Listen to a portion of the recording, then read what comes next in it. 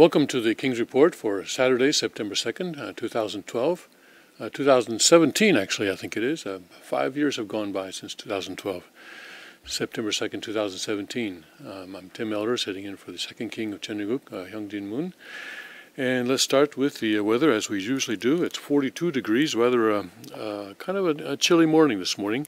In fact, on my car this morning, on my windshield, I had a very thin sheet of ice, actually, when I started out this morning. Not because the temperature was down to freezing, but I think it's because the dew was there and the passing wind probably took some heat out and kind of solidified the water there a bit. So anyway, it's a rather chilly morning, and we're expecting to get up only to about 67 degrees. That's about 10 degrees less than lower than normal. So we're still in the early October temperatures right now. What's left of Harvey is going to be coming through this evening and tomorrow morning, but you know, it's the forecast is for a tropical rainstorm, so there'll be some rain. It'd be a good idea to bring umbrellas to church tomorrow. But I look at the wind forecast, and the wind forecast is basically almost very, very little wind at all. So it's not really going to be anything to worry about or get excited about. But there will be some rain overnight and into tomorrow, probably ending around noon tomorrow, starting maybe around 7 or 8 o'clock tonight. So there will be a good idea to have umbrellas available if you're out and about, or when you're coming to church.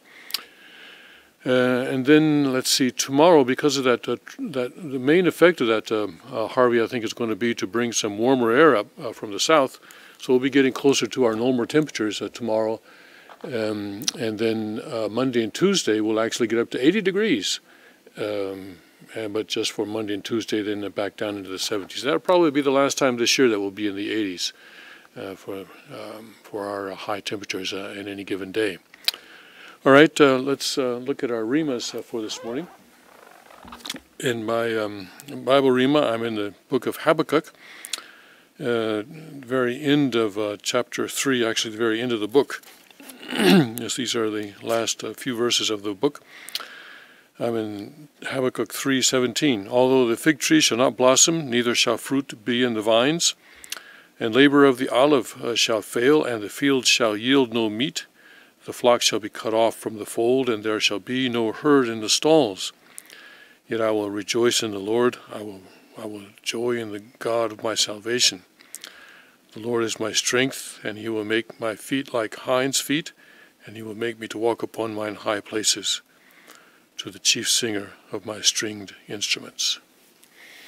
And then in the Cheonseongyong Rima, I'm in the book 10, The Way of the Completed Testament Age, chapter 4. And this is actually a part of Father's prayer on January 2nd, 1990, so the day of Victory of Love. And Father, I'm in page 1569. With Hyungjin's passing into the heavenly world, we have arrived at a time when he and Jesus can unite in bringing together all the saints and sages of Christianity. We can cross the borderline dividing North and South Korea and bring about reunification. It has been possible to proclaim the era of the ideology centered on the Heavenly Father and the era of the providence of salvation by love. We now have conquered the summit of this world of death and entered the era when we can come into contact with the heavenly realm. We are aware that a new era centered exclusively on the heavenly spirit world can only begin in the providential time when the spirit world can communicate on an equal basis with the physical world. This requires a foundation of unity of all the tribes of the Unification Church members. Please, Heavenly Father, be with Hyungjin in his endeavors and devotion in bringing together good men and women, kings and patriots, representing the sovereignties of the 120 nations, educating them to fulfill their duties of loyalty and filial piety to you. In this way, heavenly law in the spiritual and physical worlds can be established. Amen. Now, when I read the the Chun Song-kyung in English, I always go back to the Korean because the people who translated the Chun Song-kyung did the best they could in the time frame that was given them, and given the resources that were provided to them.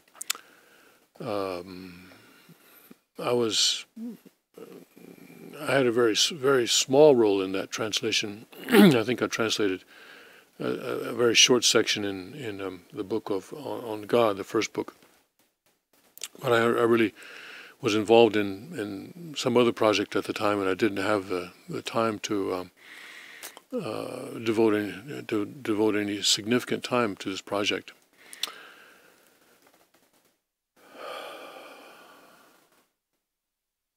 And they did the best they could, but it's always important for us to understand that as we go along, and as we through our prayers and through our study of Father's words, and through our communication with Heavenly Father and with Father in the spirit world, and through our experiences, we are deepening our understanding of Father's words. Kukjinim often says that to understand what Father's talking about, sometimes you have to wait 20 years. That when Father says something,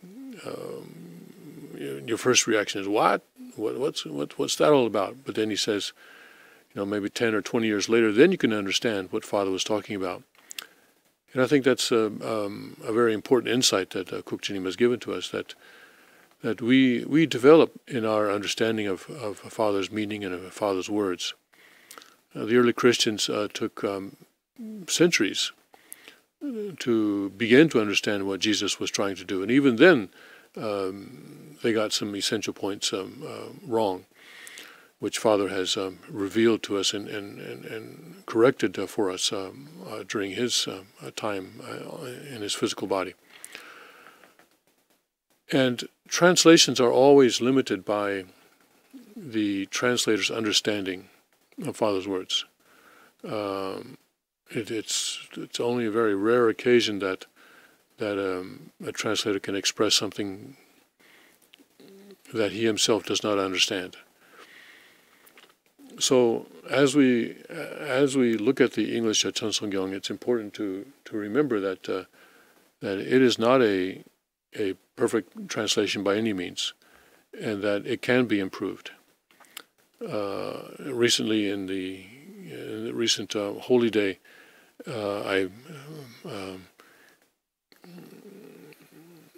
in the Hundok reading, we read about what it was about 8 or 10 pages from the Chun Song-kyung, and the reading was in Korean, and then the English translation, or an English translation, was shown on the screen. And some people came back and said, "Hey, wait a second! What was shown on the screen is not what is in the English Chun Song-kyung.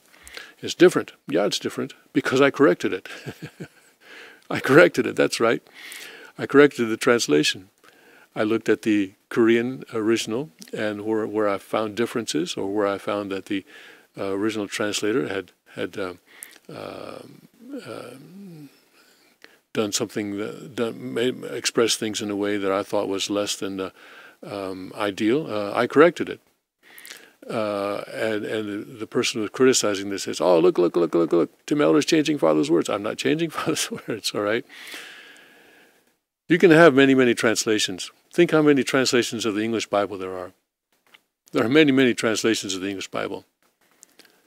So if you don't like the current translations, you can make your own. You can make a new one.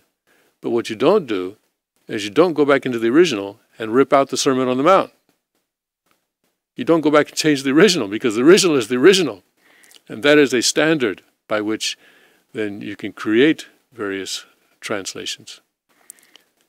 And people will always be improving the translations. The translations that we make today, that I make today, I'm sure will be looked at 10 years, 20 years from now, and people will say, "Hey, wait, we can improve on this. We understand now that this was Father's meaning, that was Father's meaning."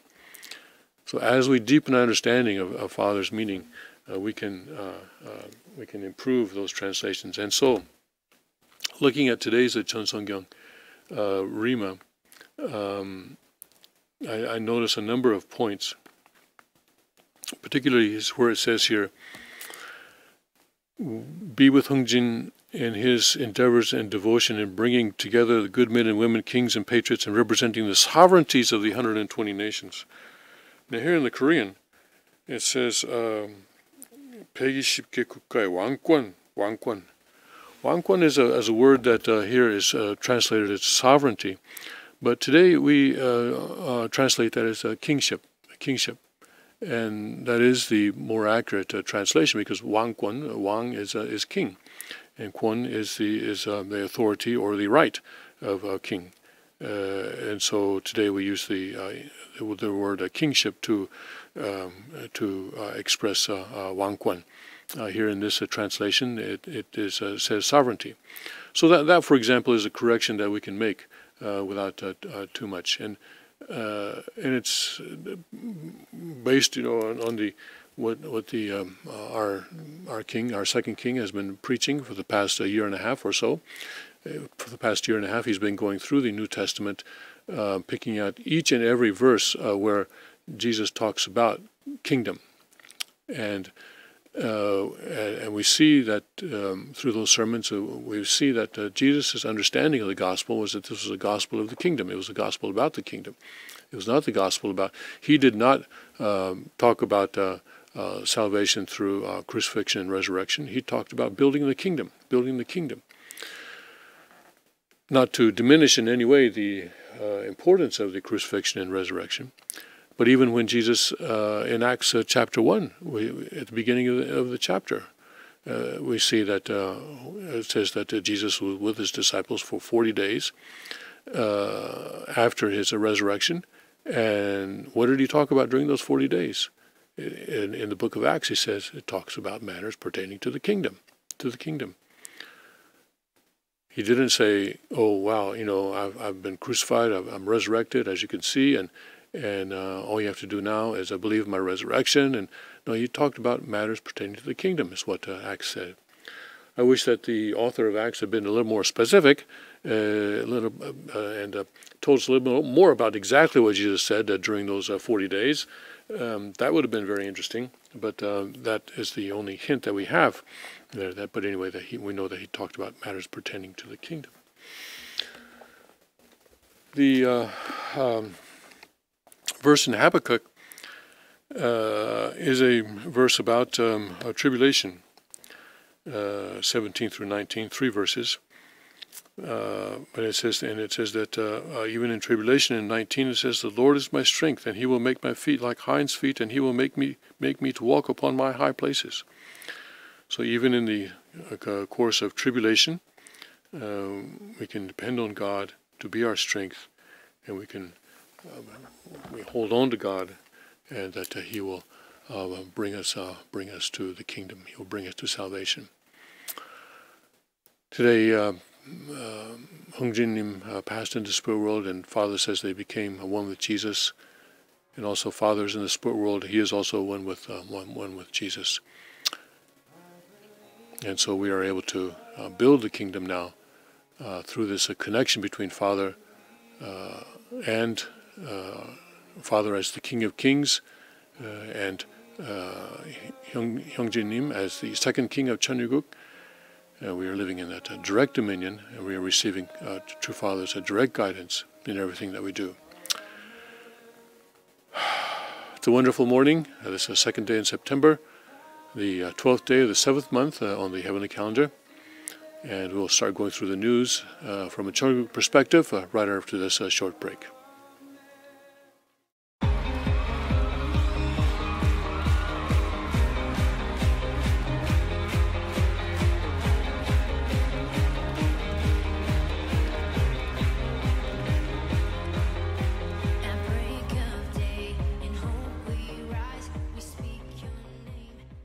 Car Arms, Magnum Research, and Auto Ordnance. The Car Firearms Group. With a diverse product line that blends American craftsmanship with cutting-edge technology, it's no secret why gun enthusiasts choose Car Firearms Group. From the Desert Eagle and Baby Desert Eagle made famous by Hollywood, the history of the 1911 and the Tommy gun, to the best in compact concealed carry, Kahr Firearms Group is not only the first name in personal defense, it's a name that has earned the respect of gun enthusiasts around the world. Concealment, innovative technology, value, accuracy, and history. Kahr Firearms Group. Made in the USA. Visit kahr.com today. Kahr Arms, Magnum Research, and Auto Ordnance. The Kahr Firearms Group. With a diverse product line that blends American craftsmanship with cutting-edge technology. It's no secret why gun enthusiasts choose Kahr Firearms Group. From the Desert Eagle and Baby Desert Eagle made famous by Hollywood, the history of the 1911 and the Tommy gun, to the best in compact concealed carry, Kahr Firearms Group is not only the first name in personal defense, it's a name that has earned the respect of gun enthusiasts around the world. Concealment, innovative technology, value, accuracy, and history. Kahr Firearms Group. Made in the USA. Visit kahr.com today.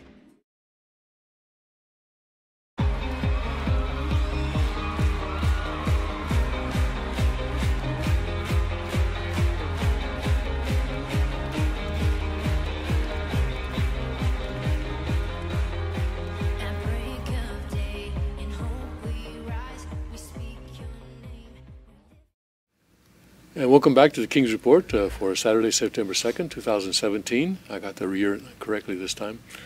And I'm Tim Elder, sitting in for the second king of Cheongguk, Hyungjin Moon. And we have a surprised guest, and actually I'm the one who's surprised because he just sort of walked in. Here we are, you know, crack of dawn. In fact, the dawn isn't even going to be cracking until for another hour. And we're sitting here, just me and Rio, our technician, and Don Hurd walks in. And he's not from this neighborhood. Actually, he's from Seattle. And so good morning, Don. Yeah, good morning. Yeah, it's amazing to be here, that's for sure. Okay. So what brings you here? Well, I need to give my vows. Okay. Remember, you're on cameras. The whole world is watching. Yeah, the whole world is watching. Given that, why are you here? This morning, yeah, well, I reserved this weekend for this special trip. Oh, wow. To you drive out here? No, I flew out here, and then, but from the airport I drove in. I see, okay. And I'll be leaving Monday, you know, around noonish or something like that, you know. And I just needed to make a more firm connection. I see. Okay. You know, because we're way out in the West Coast, you know, and there isn't necessarily a lot of support out there. There's a few people that are kind of bubbling up and popping around and things like that, but sometimes continuing the work out there is kind of frontier mission. You're in from the front lines. It's a frontier mission. Yeah, you're in from the cold. Yeah. Okay, well, listen. Let's look at some of the headlines together, and then maybe you can comment on some things as we go along. And I'd like to ask more about what you're doing as we go along. Oh, of course. So Drudge has the Dreamer situation as the top news there. On his site, wondering about what President Trump is going to do with the DACA situation. These are people who came into the country illegally when they were very, very young, and of course they didn't come in on their own. They were brought here by their parents, and in some cases they don't even realize that they're here illegally until they try to graduate from high school and try to go to college or try to get a job, and they're asked for a Social Security number, and they don't have one, or they have one that is actually not genuine, and they're sometimes in difficult situations. But I'm actually looking at also Fox News this morning. Sonic assaults. More American diplomats in Cuba have health issues. I'm actually kind of most interested in this because apparently, because this is a weapon that I had not heard about before, and it's always sort of concerning when someone develops a weapon that we don't know how to deal with. Attacks on U.S. diplomats in Cuba continued longer than first announced, the State Department now says. Unusual health attacks on U.S. diplomats in Cuba continued as recently as August, despite previous assessments that the activities had stopped in the spring, the U.S. said on Friday. We can confirm another incident which occurred last month and is now part of the investigation, State Department spokesman Heather Nauert, I guess you pronounce that, said the U.S. is continually revising its assessment of the extent of the attacks as the new information is obtained. And Nauert said an investigation has not been completed. The announcement that the attacks in which a potential covert sonic device caused a series of issues, including permanent hearing loss, comes after the union representing American diplomats said that mild traumatic brain injury was among the diagnoses given to diplomats victimized in the attack. The American Foreign Service Association said additional symptoms had included brain swelling, severe headaches, loss of balance, and cognitive disruption. U.S. officials had previously said that the attacks had started in the fall of 2016 and continued until spring 2017. Last week, Nauert said that at least 16 Americans associated with the U.S. Embassy in Havana had been affected, but the incidents were no longer occurring. The tally of a U.S. government personnel affected jumped to 19 following Friday's revelation. The revised assessments suggested that U.S. officials were still a long way from a full understanding of what transpired in the unexplained attacks. U.S. investigations have been searching to identify a device that could have harmed the health of the diplomats believed to have been attacked in their homes in Havana, but officials have said no device had been found.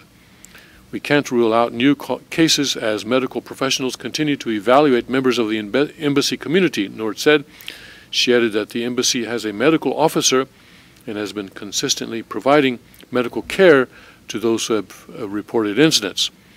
We hold the Cuban authorities responsible for finding out who is carrying out these health attacks, Secretary of State Rex Tillerson said last month, but Cuba's Ministry of Foreign Affairs released a statement August 9 denying the allegations. Cuba has never, nor would it ever, allow the Cuban territory to be used for any action against accredited diplomatic agents of their families without exception, the ministry said in a statement. Moreover, it reiterates its willingness to cooperate in the clarification of this situation. 2 Cuban diplomats were kicked out of the Washington embassy by the State Department following news of the incidents. So we really don't know what this is yet. They say they're looking for a device that could cause this kind of a harm. They have not yet found it. They're thinking that somehow this attack occurred in the homes of the diplomats. That is a kind of a worrying situation. Always, you can deal with the dangers that you're aware of, but it's when you don't understand the nature of the danger that then it becomes the most concerning. So that is the top news on Fox this morning, Fox News this morning. And also we see on Fox that the FBI is being ordered by a judge to release the Clinton email probe details. For once, you get a judge who's doing a good thing instead of trying to block President Trump. A federal judge has ordered the FBI to disclose more details on how the agency handled Hillary Clinton's secret email account. U.S. District Judge James E. Boasberg said court papers that describe the grand jury subpoenas the FBI obtained to press for information from Clinton's internet service providers can be made available to the public, the Washington Times reported. After reviewing the documents in camera, that means in secret or in a room by yourself, the court concludes that it largely rehashes information already made public, thus obviating any need for secrecy, the judge said. Two groups, the Judicial Watch and Cause of Action Institute, have been pressing the government for more information about the Clinton emails, and they say the ruling is a victory for transparency. This order makes public details submitted by the government about the FBI's efforts to recover then-Secretary Clinton's unlawfully removed emails. Americans deserve to know the full scope of that investigation, COA President John J. Vecchione told the newspaper. Judicial Watch President Tom Filton said he doesn't understand why the Trump administration was still backing the Obama administration's fight against transparency. President Trump ought to be outraged. His appointees are protecting Hillary Clinton, Filton said. The State Department should initiate action with the Justice Department, and both agencies should finally take the necessary steps to recover all the government emails Hillary Clinton unlawfully removed. Clinton's critics have said the FBI needs to make a more robust effort to try to recover those messages that were lost after the server, which was kept at her private home, was wiped clean. The FBI this week also refused an open records request from a lawyer seeking the Bureau's file on the investigation, claiming there was too little public interest in the case to outweigh Clinton's privacy interests. I'm not sure I understand why Clinton's privacy interests would be so important if these were emails that were on a server that carried government emails. The emails of government officials should not be private. But it's interesting that these people are saying that Clinton appointees are still protecting Hillary Clinton. Trump appointees are protecting Hillary Clinton.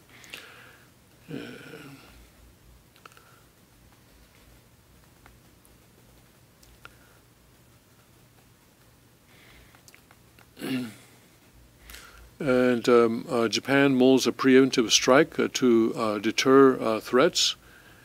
This, I think, is a good thing. I think finally, once Japan starts going, then maybe China will start listening, because I really think that China is not afraid of the United States.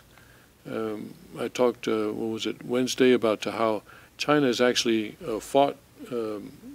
basically fought a war against the United States in the 1950s. The Korean War was basically a war between the United States and China, because China took over the command of the North Korean army, and the U.S. Took over the command of the South Korean army. And of course there were 16 nations involved, but basically it was a U.S. Military operation. And so that war can be accurately described as a war between the U.S. and China. And China didn't do so badly, because the U.S. was on its border. Before China entered the war, Korean War, the U.S. Defeated the North Korean military and got all the way up to the Yalu River. And then China entered the war and pushed the U.S. Back down to where it is today, approximately at the 38th parallel. So China, accomplished its strategic objective at that point. And then, of course, the Vietnam War was kind of a proxy war between the U.S. and China. And of course, we know how that turned out. So China is not so afraid of the United States, but China is afraid of Japan. And especially a nuclear-armed Japan is probably China's worst nightmare. So I think that it's good that Japan is beginning to talk about making preemptive attacks and so forth, because I think that's going to get China's attention. And if you get China's attention, then maybe China will finally do something about North Korea. Let's see what this article says. North Korea's recent test firing of a missile over northern Japan has officials in Tokyo rethinking the country's long tradition of pacifism. Some Japanese leaders say it's time for a new approach to national defense, one that can include limited preemptive strike capabilities and the purchase of additional missiles. Prime Minister Shinzo Abe and the government considered developing a preemptive strike policy early this year, but facing no immediate threats, the taboo debate quickly faded amid several domestic government scandals. Then on Tuesday, North Korea fired a missile over Japan and reignited Tokyo's conversation about the defense. Should we possess preemptive strike capability? The liberal-leaning Mainichi newspaper asked Wednesday, the day after the missile test. But isn't it too reckless to jump to discuss, get them before they get you approach? The ruling party's hardliners have openly urged the government to revise the country's military plans, while more moderate security experts said Japan should merely consider changes. Abe called the missile firing an, quote, unprecedented, grave, and serious threat, unquote, while Japan's new defense minister, the hawkish Itsunori Onodera, who previously served in the role from 2012 to 2014, said Japan must upgrade its missiles. He insisted that more provocations were sure to follow. Prior to his return to the Defense Ministry August 3rd as part of a cabinet shakeup by Abe, Onodera advocated in March for a military upgrade due to, quote, a new level of threat, unquote, from North Korea, the Australian reported. In August, he suggested that Japan should be capable of striking North Korean missile bases first. Quote, we should consider it from the perspective of what Japan can do to beef up the deterrent capability of the Japan-U.S. alliance and protect the lives and property of the Japanese people, he said, according to the Japan Times. Currently, Japan's defense capabilities consist of a two-step missile defense system. It has Aegis destroyers with Standard Missile-3, that is SM-3 interceptors deployed in the Sea of Japan that can shoot down missiles in mid-flight. If this first step fails, it also has surface-to-air PAC-3s and anti-ballistic missile capability that could intercept any projectiles from within a 12-mile range. Experts claim, however, that the system is unable to tackle missiles on a high-lofted trajectory, or those with several warheads, or in the event of simultaneous attacks on the country. If Japan were to adopt a preemptive strike capability, it would have cruise missiles waiting to be fired from Aegis destroyers or other fighter jets toward enemy missiles. The capability would also allow intercept of an enemy missile from a North Korean launch site before it reaches Japan. But discussions to develop what Japanese officials call a strike-back option could potentially upset China. That's actually the whole idea. We want to upset China. We want to get their attention, which increasingly views Japan with suspicion as a potential threat. And that's the idea, yeah. Let's get China's attention here. Signaling Japan's new thinking, the Defense Ministry announced Thursday a record budget of 5.26 trillion yen, about $48 billion, to cover the upgrade of the military and its missile defense system. Abe's steady increase in Japan's military spending is perceived as part of a broader strategy to take a more aggressive stance in Asia-Pacific and global affairs. His government, after reinterpreting the Constitution, now permits Japan to help defend its allies in the event of attack. You see, they can't, or it's politically difficult to amend the Constitution, so they reinterpret the Constitution. Oh, yeah. But developing a preemptive strike capability is still deemed too unpopular in Japan, as polls show the majority oppose it. Prime Minister Abe seems to have turned hesitant about discussing preemptive strikes, said Tetsuo Kotani, a senior research fellow at the Japan Institute of International Affairs. He added that Abe's declining approval rating may stop him from pursuing the issue, forecasting that public debate of preemptive strikes may slow down. So we'll see how China reacts to this. They will, of course, protest and make all sorts of noises on the outside, but the important thing is what happens behind the scenes. Are they going to start making phone calls to North Korea and say, hey, you know what, you guys are really going to have to tone it down because your nuclear threat is causing Japan to rearm, and we don't know what this crazy guy Trump is going to do. So we need you guys to quiet down a bit and stop shooting all those missiles and slow down that nuclear stuff. We'll see what kind of if that kind of communication can go from China to North Korea, and China can finally remove the threat that is causing all this. Without the nuclear weapons, North Korea would just be a dictatorship where a lot of human rights abuses are going on, and where we sort of wring our hands about what's going on there, but not really need to go in and do anything about. But it's because of the nuclear threat that we're talking about potentially a catastrophic war here. one a military expert in the United States was saying that in the event of war, there could be as many as 8 million people dying. I mean, if there's a war between the United States and North Korea. That would include the people who die in the Seoul area from retaliation. It would also include people who might die in a North Korean missile attack in the United States or in Japan. And of course, it also includes the people who would die in North Korea from a very, very heavy U.S. attack, U.S. bombardment of that country. So we want there to be a diplomatic solution to this, and it's a very delicate game, and you have to sort of see where the pieces are and try to move the pieces around. And I think that the question is the question that Trump has not been able to solve is how do you light the fire under China? How do you get Xi Jinping to move on this? He tried when he met Xi Jinping in Mar-a-Lago in April. He told Xi Jinping, "You guys take care of this. If you can't or you won't, then we will do it." That doesn't seem to have had much of an effect. Some UN Security Council sanctions seem to be having some kind of an effect right now, but the effect though is not really.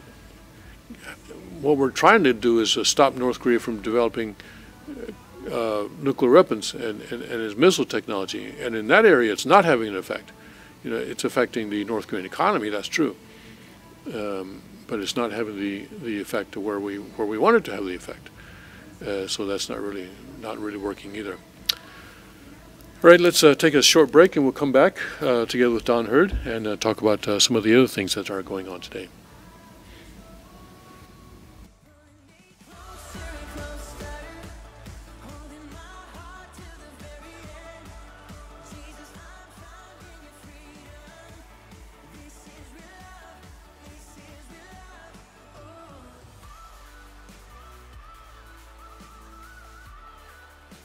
Car Arms, Magnum Research, and Auto Ordnance. The Car Firearms Group, with a diverse product line that blends American craftsmanship with cutting-edge technology. It's no secret why gun enthusiasts choose Car Firearms Group. From the Desert Eagle and Baby Desert Eagle made famous by Hollywood, the history of the 1911 and the Tommy gun, to the best in compact concealed carry. Car Firearms Group is not only the first name in personal defense, it's a name that has earned the respect of gun enthusiasts around the world. Concealment, innovative technology, value, accuracy, and history. Car Firearms Group, made in the USA. Visit car.com today.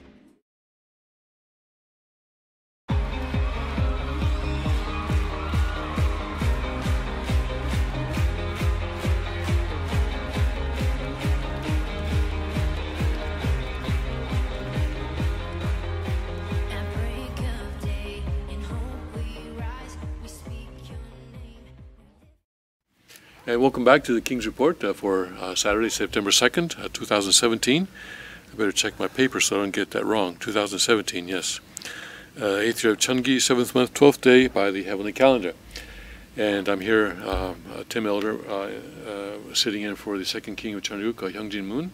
And I'm here with Don Hurd, who's visiting us from Seattle, right? Yes. So what do you do in Seattle? Can you tell us that? You're on vacation because this is Labor Day weekend, I guess. Oh, yeah, well, you know. So because this is a Labor Day weekend, you decided to fly out to Pennsylvania. Oh, yeah, sure, you know. No, actually, I wanted to come here right around July 1st, but things kind of got delayed a little bit, and also people were busy here, so, you know, so I delayed it for a little bit. And now this is a trip that I've been waiting to do for a few years. Oh, good, good. A few years now. Well, we certainly welcome you. So you didn't. What kind of a job do you have in Seattle? I actually work for the city of Seattle, and I work with a group of people that take care of public buildings and police and fire and city hall administrations, and so it's yeah, it is a public service job, which has a lot of its benefits, and also you have to deal with a lot of other situations, you know, that come up from time to time. Well, here's an article that may relate to what you're doing. Federal government jobs down 11,000 in 2017. State government jobs down 2,000. Local government jobs up 12,000. So you're getting more compatriots. Yeah, well, you know, things do shift. This is on CNS.com. The number of people working for the federal government has declined by 11,000 in 2017, while the number of workers for state governments has declined 2,000, according to data published yesterday, September 1, by the Bureau of Labor Statistics. But because the number of people employed by local governments has climbed 12,000 so far this year, the overall decline in the number of people employed nationwide by government has only dropped by 1,000 in 2017. You know, but as long as federal workers are going down, I think that's a good thing. Even if local governments go up, people no longer working for the federal government have to go somewhere, right? Well, a little bit more local control is probably a good thing. That is a good thing. Yes, that is a good thing. Do you deal with state and federal government offices at all? No, we deal with the mayor's office, the city of Seattle, and you know, dealing with this, just even the police and fire is quite can be quite a bit of a challenge.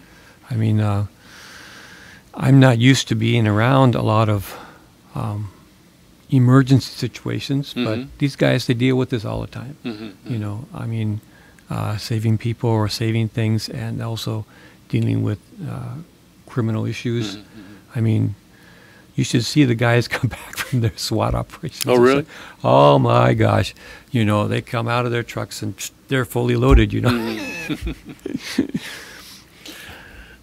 Yeah, that's interesting what you do. Meanwhile, even though manufacturing jobs have increased to 137,000 this year, the number of employed by government in August still exceeded the number employed by manufacturing by 9,800,000 people. Wow. So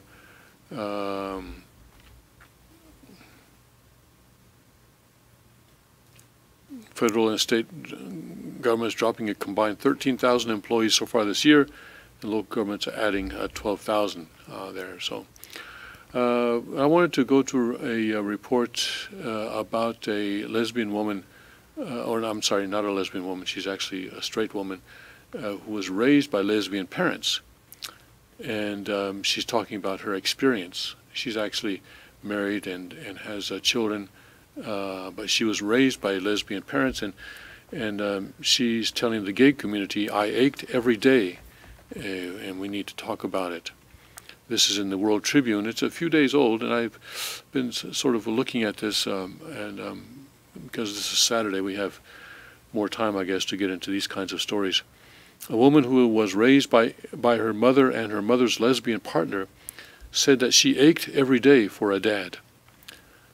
Quote, I grew up surrounded by women who said they didn't need or want a man, unquote, Heather Barwick wrote in an essay for The Federalist. Quote, as a little girl, I so desperately wanted a daddy. It is a strange and confusing thing to walk around with this deep down unquenchable ache for a father, for a man, in a community that says that men are unnecessary. Unquote. Barwick, a wife and mother of 4 children, said that she loves her gay mother and gay people in general, but that, quote, the nature of the same-sex relationship, unquote, is what caused her to write the essay about why she does not support gay marriage. Quote, gay marriage does not just redefine marriage, but also parenting. And Barwick wrote, it promotes and normalizes a family structure that necessarily denies us something precious and fundamental. It denies us something we need and long for, while at the same time tells us that we don't need what we naturally crave, that we will be okay, but we're not. We're hurting. My father's absence created a huge hole in me, and I ached every day for a dad. I loved my mom's partner, but another mom could never have replaced the father I lost. The traditional man-woman marriage and family can break down and cause kids to suffer, said Barwick, though divorce, through divorce, abandonment, infidelity, abuse, death, etc. But by and large, the best and most successful family structure is one in which kids are being raised by both their mother and father, she said. Barwick wrote that children of divorce can note how the divorce affected them, or adopted kids may yearn to know their biological parents, but children of same-sex parents do not have that same voice. It's not just me, said Barwick. There are so many of us. Many of us are too scared to speak up and tell you about our hurt and pain, because for whatever reason it feels like you're not listening, that you don't want to hear. If we say we are hurting because we were raised by same-sex parents, we are either ignored or labeled a hater, she wrote. At the end of her essay, Barwick appealed to the gay community and its apparent tolerance and openness to diverse ideas, stating, I know this is a hard conversation, but we need to talk about it. If anyone can talk about hard things, it's us. You taught me that. That's a very painful situation to think about a woman who grew up without a father in a community that said that men are unnecessary, in a community that basically hated men, but she as a child had a deep natural yearning for a father. Fortunately, it seems that she has been able to somehow find her way to create a family where she is now married to a man and where she has 4 children. But making this point to the gay community that same-sex marriage is not just about marriage, it's same-sex parenting, and it has certain effects on the children that are being parented. And another woman, a second woman, cannot replace a father, cannot replace a man in the family. And she makes the point that the king makes in his sermons from time to time, that yes, heterosexual marriages often have problems and sometimes break down through divorce or abandonment, infidelity, abuse, and death, and you have all that. But to borrow the king's words, even a bad father is better than no father. And I think what she's saying here bears that out. Of course, bad fathers need to improve, but it is worse. Having a bad father is, even if you have a bad father, it would be worse if you had no father at all. If you had two mothers, or a mother and then someone pretending to be a man, or pretending to be a father, or pretending to be a father surrogate, when actually they are not. When actually they are still a woman. We have these natural yearnings, natural needs that God has put in us. Of course, people who don't believe in God deny that, and so it's all just a social conditioning, but it's not. We are created with a certain design, and just like an automobile is created by a certain design. And if you want to put leaded gasoline into a car that's designed to run on unleaded gasoline, you're going to run into problems, right? It's not just social conditioning; it's actually the designer who made it that way. It's not just the thinking of the driver that makes it true that you have to use unleaded gasoline all the time, that you cannot put other stuff in there. In the same way, children have these natural yearning and a natural need for a father, and this, and we some people want to pretend that that's not true. They want to pretend that that's just a social conditioning, or just in the minds, and you can just deny that. But it's not. It is not. And as people like this speak up, we come to that realization more and more that we are created by a designer, a certain designer, and we cannot deny that. As a city worker in Seattle, Don, what is your experience there?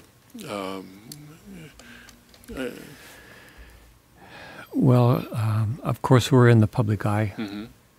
and we really can't act out of character in that respect. That whatever situations the people are dealing with, we need to show them respect Mm-hmm. and a certain amount of caring for whatever their situation might be. And even within whatever organization that you're with, Mm-hmm. there are people that view things in different ways. And I think there are some differences, but there also are some common elements. Mm-hmm. And the common elements within humanity, I think, are actually stronger Mm-hmm. for bringing people together Mm-hmm. and being able to work together or do something in a productive way. Yeah.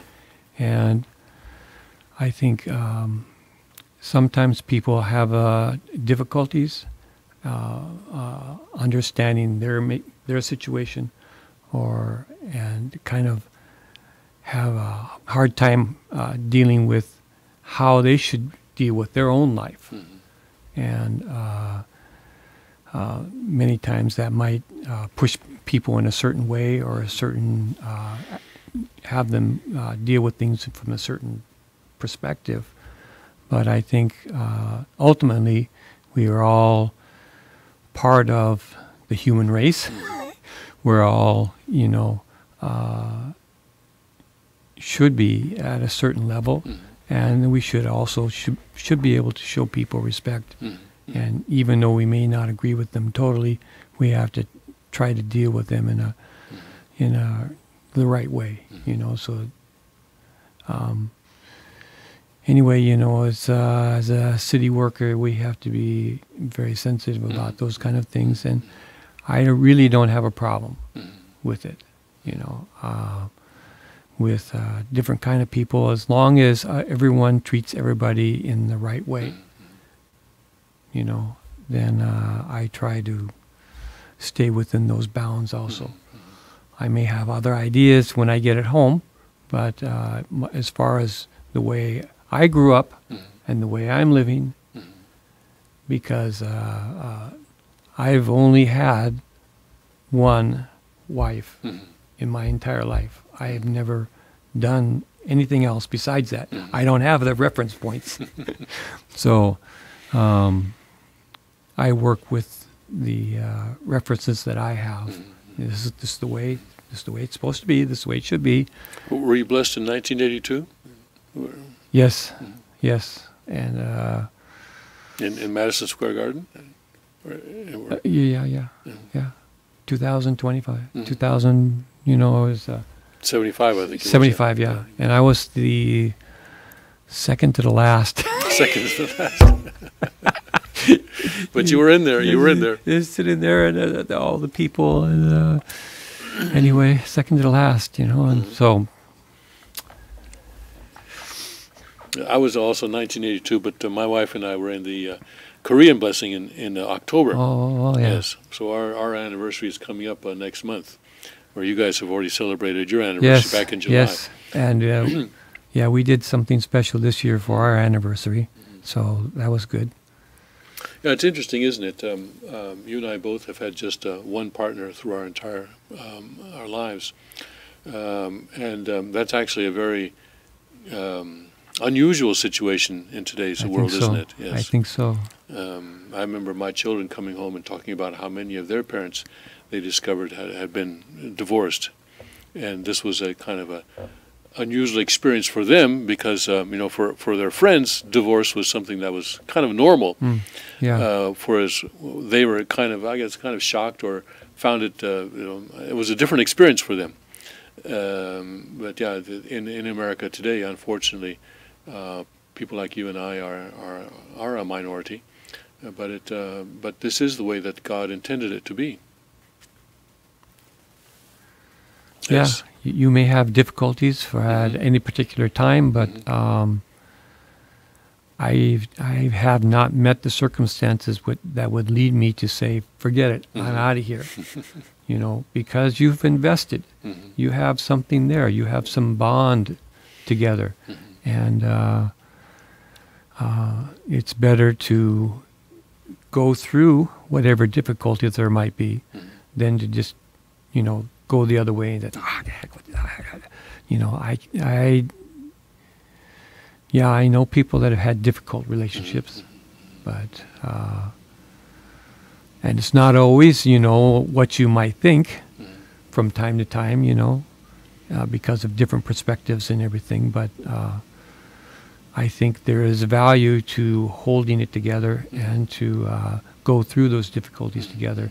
I think ultimately makes the relationship much deeper. Yes.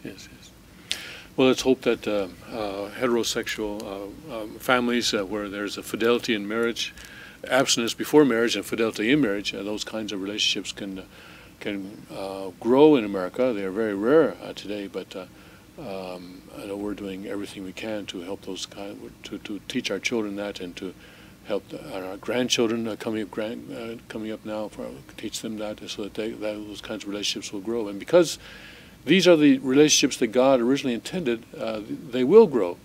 The others, the ones that are based on satanic relationships or satanic love, will naturally fall away. Even though they seem to be on the ascendant right now, they will naturally fall away because they are not what God intended, and they're not what God designed us for. And people will eventually choose, like this woman has, eventually choose heterosexual marriage, a faithful heterosexual marriage, and that is where we can build the kingdom of heaven, because it is those marriages and those families that will be the building blocks for the kind of society that everyone is yearning for. And people talk about the yearning for equality, mutual respect, about everyone having enough to live on, and having all the resources that they need in order to live, and this kind of thing. Well, that's the kind of society that everyone talks about and everyone yearns for. That's the kind of society that communism and socialism promised but failed. And that's the kind of society that we are that everyone's yearning for today. But eventually, you have to go back to the design and figure out, how were we designed? What makes us tick? How are we designed? And you have to go back to the designer and ask him, and then figure it out from there. And so we know that it is a heterosexual marriage that has abstinence before marriage and fidelity in marriage that is going to bring about that kind of society. The kind of society that people are yearning for, even those who say they deny God or hate God or whatever, they also are yearning, have this natural yearning for that society. And that's how it is the heterosexual family that can bring that about. Okay, let's monogamous, I should add. We don't want 4 wives, just one is enough, right? Yes, yes. One is plenty, and that is how that can come about. All right, let's take a break now, and we'll come back in a few minutes. We'll take a longer break this time, a 5-minute break, and come back with more news from a Chonico perspective.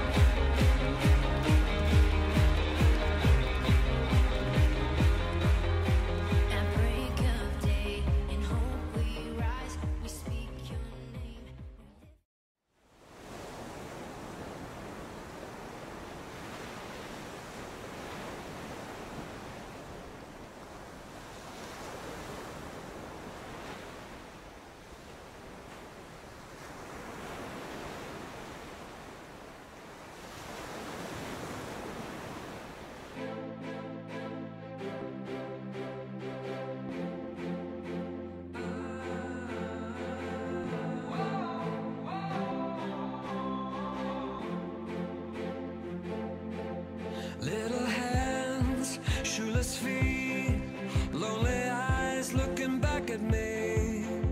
Will we leave behind the innocent to grieve on their own, on the run, when their lives have only begun? These could be our daughters and our sons. And just like a drum, I can hear their hearts beating.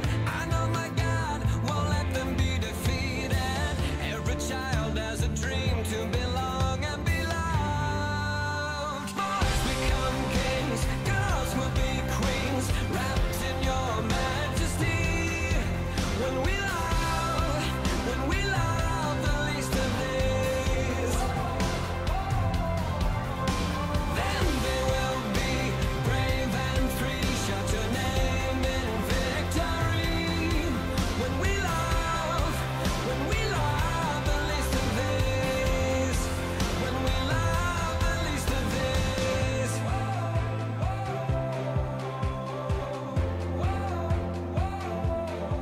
Break our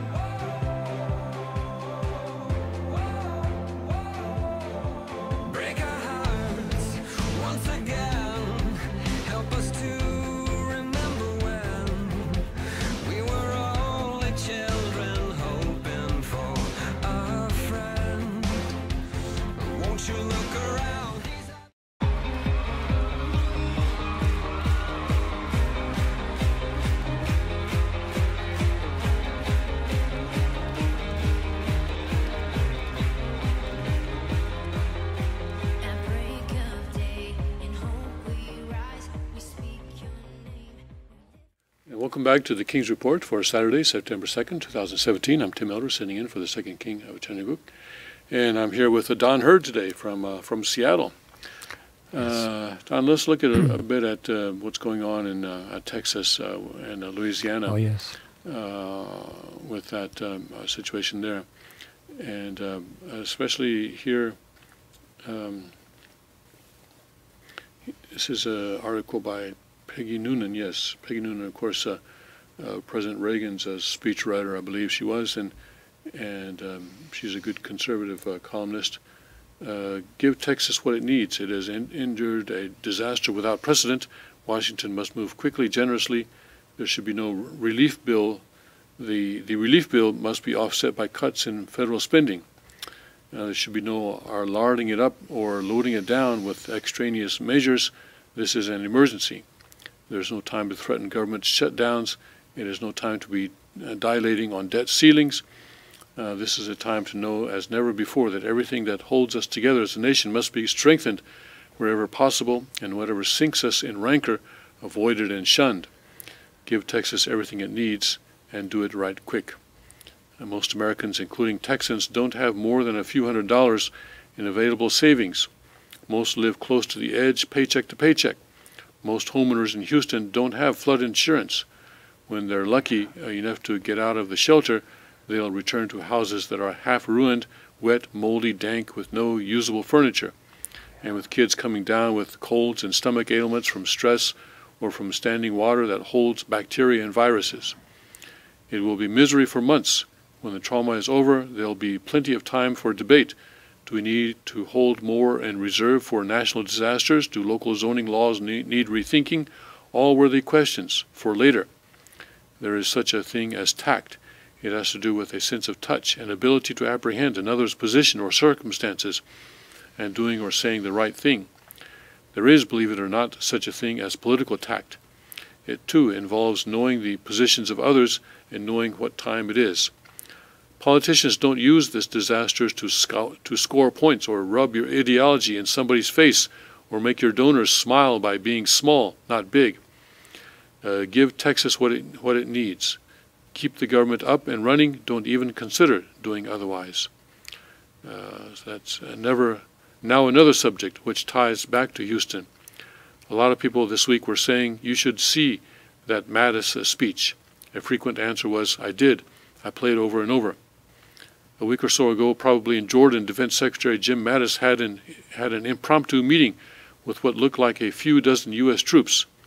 Someone taped it. This is what Mattis said. Hold the line. For those of you I haven't met, my name's Mattis, he began. Thanks for being out here, okay? I know at times you wonder if any of us know, but believe me, I know you're far from home, every one of you. I know you could all be going to college, you young people, or you could be back on the block. We're just grateful. The only way this great big experiment you and I call America is going to survive is if we got tough hombres like you. We don't friggin' scare, that's the bottom line. You're a great example for our country right now. It's got some problems. You know it and I know it. It's got problems that we don't have in the military. And you just hold the line. My fine young soldiers, sailors, airmen, Marines, you just hold the line until our country gets back to understanding and respecting each other and showing it, of being friendly to one another. That's what Americans owe to one another. We're so doggone lucky to be Americans. He ended, I flunked retirement, okay? Only reason I came back was to serve alongside young people like you, who are so selfless and frankly so rambunctious. This was the voice of a true moral authority. Authority earned through personal sacrifice. Speeches like that come only from love. But it was particularly poignant that Mattis' speech, with its refrain, hold the line, spread so far and fast this week, and so to selfless and frankly rambunctious Texas. If you gave just a few minutes to the news, you saw it all, the generosity and courage, the sense of community, of people who really care about each other. You saw the pontoons and air mattresses and bass boats and rowboats and pool floats in which people were rescued. No one knows how many were saved or how many saved them. Every disaster at some point becomes a jumble and people stopped counting, but surely tens of thousands were saved. We all saw it, often live on television and the internet because of excellent reporters and crews. A mother with little children was marooned, the water in her home rising dangerously. I didn't know who to call. I didn't know if it was going to be too late. Suddenly there were men outside the house coming for her. It was just an angel, she said, as she wept from back of their boat. Houston Police Chief Art Acevedo honored Steve Perez, the 60-year-old cop who drowned in his patrol car. When Mr. Acevedo spoke to Perez's widow, she told him she'd begged her husband not to go in, but he told her, we've got work to do. The chief told her, you know who he was. If he had to die, he wouldn't want it to be home in a bed. He would have wanted it to be on the job and trying to help, because he has that in his DNA, said Mr. Acevedo. On one channel, they were looking for what they'd heard was a group of abandoned horses being led through the streets by a guy in a jet ski. In Columbia Lakes, a local man showed a reporter the homemade barrier he'd built to protect his neighbors in case the levee broke. He wasn't afraid. We don't do drama. On Facebook, there was the story of the woman who went into labor while the waters quickly rose. Word spread through the apartment complex. Soon a huge, heavy truck made its way to her door. Neighbors formed a huge chain to help her out. She got to the hospital and gave birth to a girl. There were a lot of human chains, and often when they showed people being pulled from houses, the families were all ethnicities and races, the whole American mix, black mamas, white papas, mixed kids, and an Asian child. On the national level, America always sounds like a constant argument over race. On the local level, meantime, everybody has been happily integrating in the most personal possible ways. The local ABC station caught a young Catholic priest, a French-Canadian assigned to a Houston parish, out in a kayak in heavy rain looking for people who could use a mass. I guess this is how the Americas were evangelized as well, with a canoe, he said, and this is a kayak. I hope that can bring a smile to a few people. Noticing the TV cameras, he said, I guess we're live. The Lord is alive, and the Lord is always with us as well. And of course there was the Cajun Navy from Louisiana performing its own spontaneous Dunkirk. Texas had taken them in after Katrina. Now it was Sam Houston. We are here. We are a great nation, we forget. But what happened in Texas reminded us. It said, my beloved America, you're not a mirage, you're still here. If they'd done only that, they deserve whatever they need. They held the line. Peggy Noonan is a pretty good writer. She's good with words, and she's got right track on conservative ideology. And what I get from that is how much can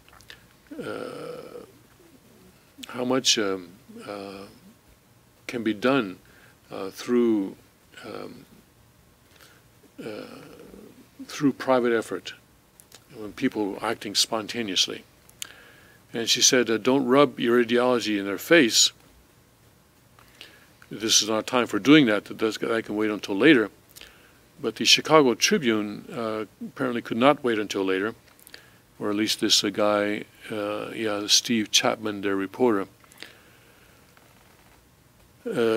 Texans are great believers in free enterprise, private property, and small government. They elect leaders who uphold individual responsibility and give people the opportunity to make money through their own initiative.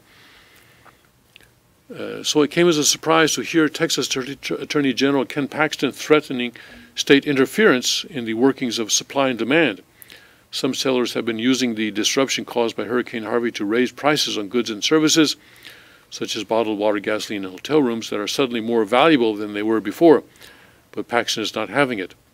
These are the things you can't do in Texas, he announced. There are significant penalties if you price gouge in a crisis like this. It's rare to hear a Texas politician say there are things you can't do in Texas, and the response you would expect to hear from Texans is, the hell I can't. A Cato Institute analysis found it to be one of the economically freest states. There is a highway with a speed limit of 85 miles an hour. Open carrying of guns is allowed. Houston doesn't even have zoning laws. Price gouging should not offend Texas norms. It's a sound response to a huge increase in demand for essentials. It discourages hoarding, encourages a rapid increase in supplies, and rewards those who had the foresight to prepare. And if a store gets greedy, it can be punished by consumers who will boycott once the emergency is over. There's no need for state intervention. Until Hurricane Harvey, at least, a lot of people in my native state would have agreed on the theory that the best government is the least government. That theory has paid off in low taxes, strong economic growth, and cheap housing. The prevailing attitude manifests itself in individuals who spontaneously got in their boats and trucks to help hurricane victims. A prime example of the Texas ethos is contractor Max Wrench. Speaking with the neighbors as he checked the damage on his block, reported the Wall Street Journal. He said, "If you got tools, use them. If you're breathing, you can work. This is Rockport. We'll be fine." There were also mounted cowboys who rescued stranded horses. One said proudly, "There ain't been a dollar paid, and there won't be a dollar paid for none of this. But there will be dollars paid to restore what storms wrecked, upward of $125 billion if Texas Governor Greg Abbott has his way." Texas Senators John Cornyn and Ted Cruz, both Republicans, voted against a 2012 bill providing just $60 billion to pay for the damage done in Northeast by Hurricane Sandy. Today they are not feeling so frugal. Their hypocrisy doesn't make the relief less necessary, but this is one of those events that should make people reconsider the appropriate role of government. That lightly regulated home building contributed to the flooding. Developers have paved over thousands of acres of wetlands that could have absorbed some of the water. Ignoring the side effects of the loss kept housing cheap, but it also exacted an unseen price that is now painfully visible. Local governments may have to start guarding against such consequences, even if it means more regulation. State leaders may dismiss the human contribution to climate change, but the state will have to combat the dangers it presents to coastal communities. Texans, like conservatives elsewhere, often regard government aid as the enemy of private charity and volunteerism. In fact, neither is adequate on its own. The Federal Emergency Management Agency isn't set up for livestock rescue. The guys on horseback aren't much use to the homeowners who need funds to restore their dwellings. Public and private remedies should be complementary, not contradictory. Carl Smith, Economic Research Director of the Libertarian Niskanen Center in Washington, argues both stem from the basic impulse to protect people in need. The question should not be whether the government has a legitimate role in helping the unfortunate. The question, says Smith, is what's the most effective way to do that while ensuring the maximum amount of freedom. The very conservative Cruz once said, "When my father came over here penniless with $100 sewn into his underwear, thank God some well-meaning liberal didn't come put his arm around him and say, 'Let me take care of you.'" Right now, Texans could use some well-meaning liberals in Congress. A lot of Cruz's constituents are finding that their preference for limited government is not unlimited. Well, Mr. City Worker. You know, I'm amazed. We've been through some emergencies, and we do emergency preparedness, and, you know, we work at the 911 call center and everything, and it's like when there is an emergency, it seems like there's a lot of boundaries that just get broken down. You know, I mean, people will do whatever they need to in order to help another person that has a problem. I mean, right in front of them like that, you know. So I think it's contributed to the spirit of the American people. You know, people that come here, this is the American spirit to help other people. You know, people are in trouble or something like that. You know, think of what you would be like if you were in their situation, you know, and then look at, if it doesn't take that much, help them, you know. And, I mean, look at how many wars we went through. I mean, we weren't being attacked, you know, but we went to Europe, you know, to fight those wars. You know, why? Because it was the right thing to do, you know. And I think that type of spirit probably has come from the fathers, founding fathers, but also I think that's God's expectation for American people, you know.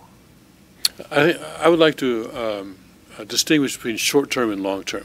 Oh, Because I think short term, we have to acknowledge that we are addicted to government. That there are certain things that in an emergency situation where we have to rely on government because we have not set up because we are not set up in the private sector to deal with these kinds of emergencies. But the reason we're not set up to deal with those kinds of emergencies is because we've come to take it for granted that in certain situations we will rely on government, and we are sort of we have that kind of a thinking. But in the long term, I think we will come to find out that that's not necessary. That, for example, the FEMA, for example, does not have to be a government agency. Federal Emergency Management, Administration or agency or whatever, does not have to be a government agency. That we could have that kind of a thing, in the private sector in the long term. Today we don't. And the reason we don't is because we're like cocaine addicts, all right? And going cold turkey is very difficult. And Texas could go cold turkey now, but that would involve a huge amount of human sacrifice because private sector is not equipped to deal with this now.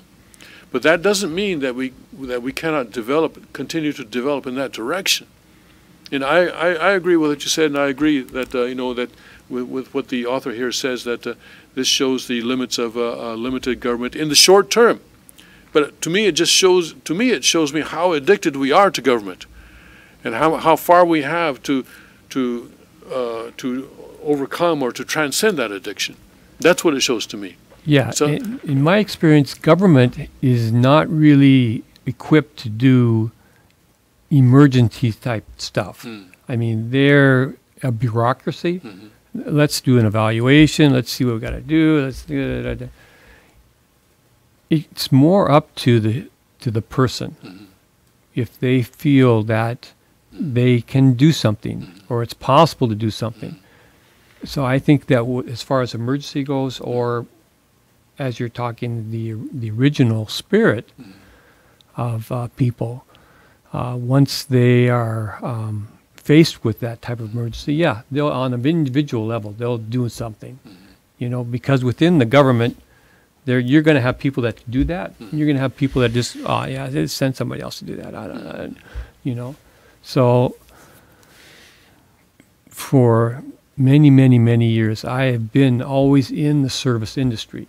In other words, the first line responder to a person has a problem, go there and try to fix it.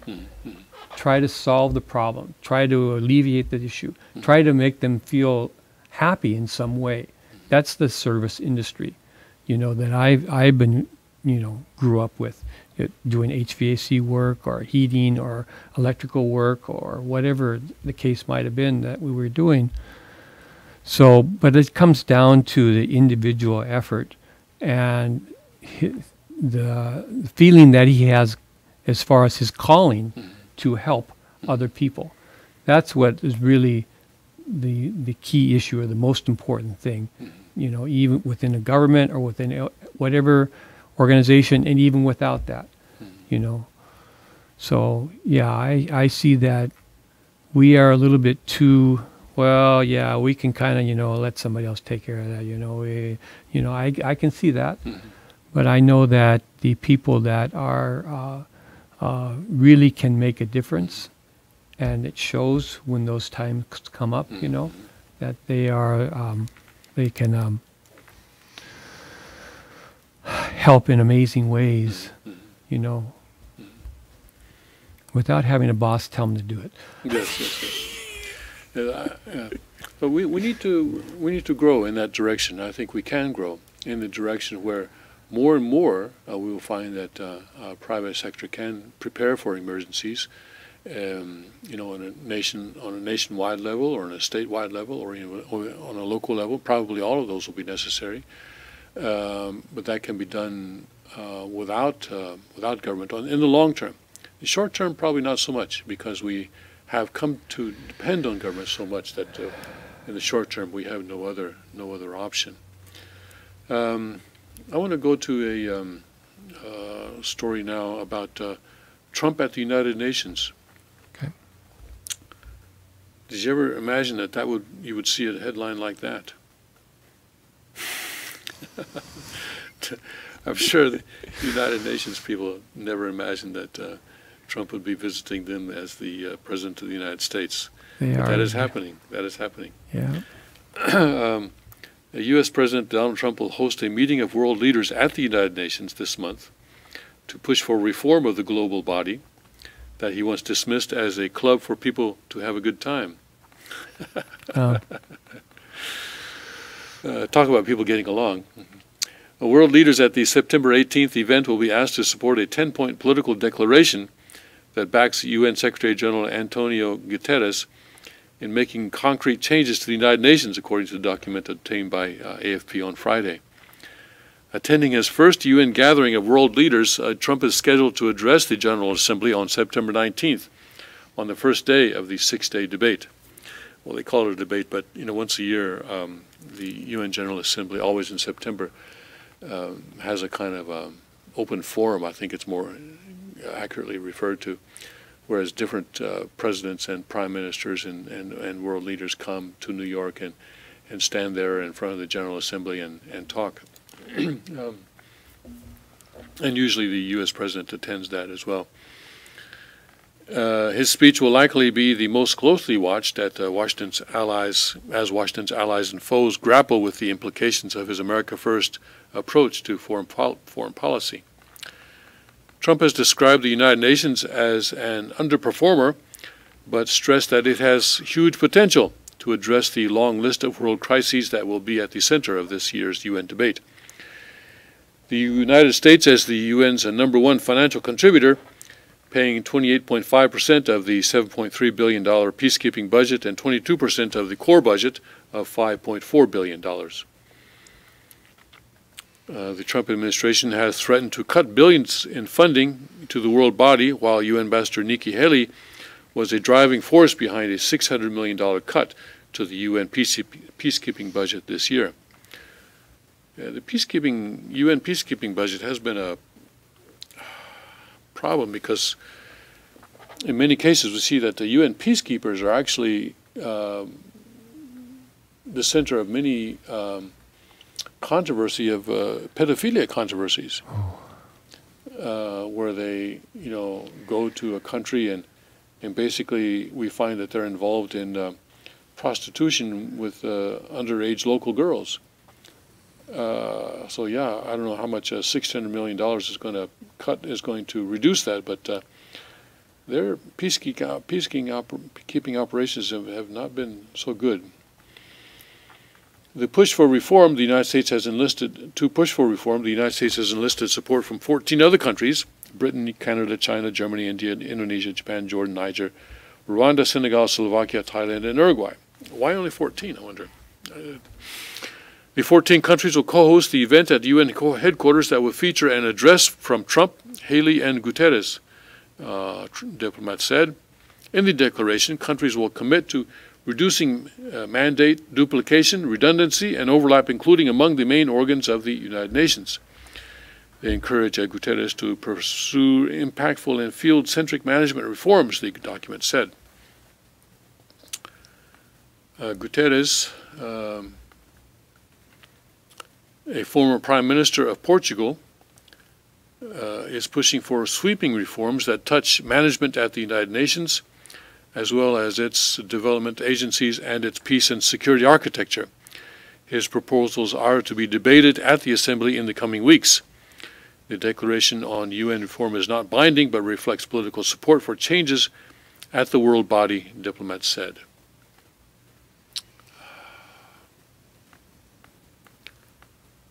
Yeah, I think Trump's initial instincts were correct, that this is for a club for people to have a good time. And this idea of the UN has really deteriorated from what it was first, the way it was first established. Father said, of course, that the United Nations should have been established as an organization among Christian nations.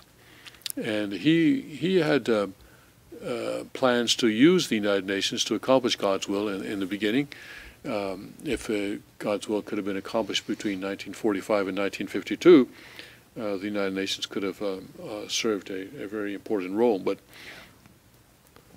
of course, it was established not as a organization of Christian nations, but organization of nations that were on the winning side of World War II, and so the five sort of allied countries at that time, U.S., France, Germany, but then also China and Soviet Union. And China at that time meant the Republic of China on Taiwan. Of course, in the early 70s, that changed, where the United Nations kicked out Taiwan, the Republic of China, and instead brought in the People's Republic of China, that is the Beijing government, so that now Beijing is there on the as a permanent member of the Security Council, where they also have a veto. And so Communist China, from that point, Communist China, which remains communist today, and the Soviet Union, which now that seat has been taken over by Russia, now sit on the Security Council as permanent members with a veto power over basically anything that the United Nations does. And so it has become a very much of and bureaucracy, of course, has become huge, and many people see it as a future model for a world government, and dictating all sorts of, even now, this in Chicago, we had an article from Chicago about how elementary schools are adopting the UN mandate on sex education, which the King has described in detail, and it is a terrible thing. Actually, we can probably bring that up.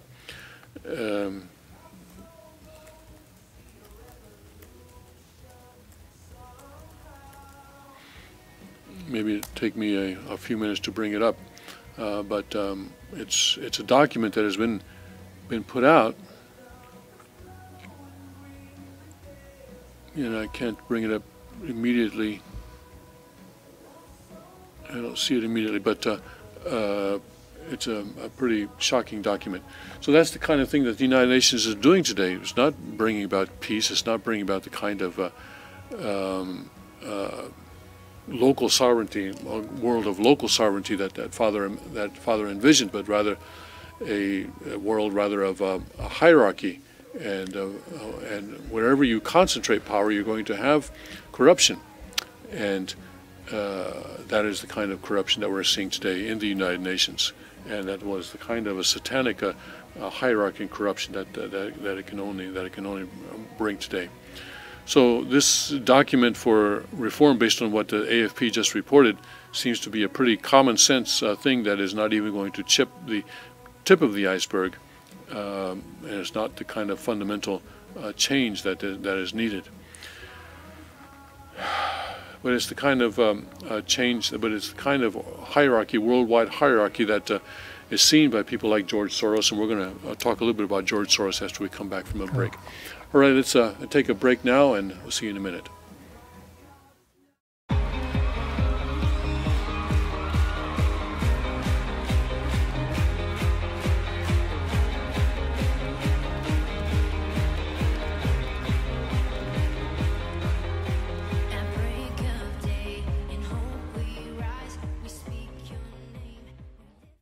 Car Arms, Magnum Research, and Auto Ordnance. The Car Firearms Group, with a diverse product line that blends American craftsmanship with cutting-edge technology. It's no secret why gun enthusiasts choose Car Firearms Group. From the Desert Eagle and Baby Desert Eagle made famous by Hollywood, the history of the 1911 and the Tommy gun, to the best in compact concealed carry. Car Firearms Group is not only the first name in personal defense, it's a name that has earned the respect of gun enthusiasts around the world. Concealment, innovative technology, value, accuracy, and history. Car Firearms Group, made in the USA. Visit car.com today.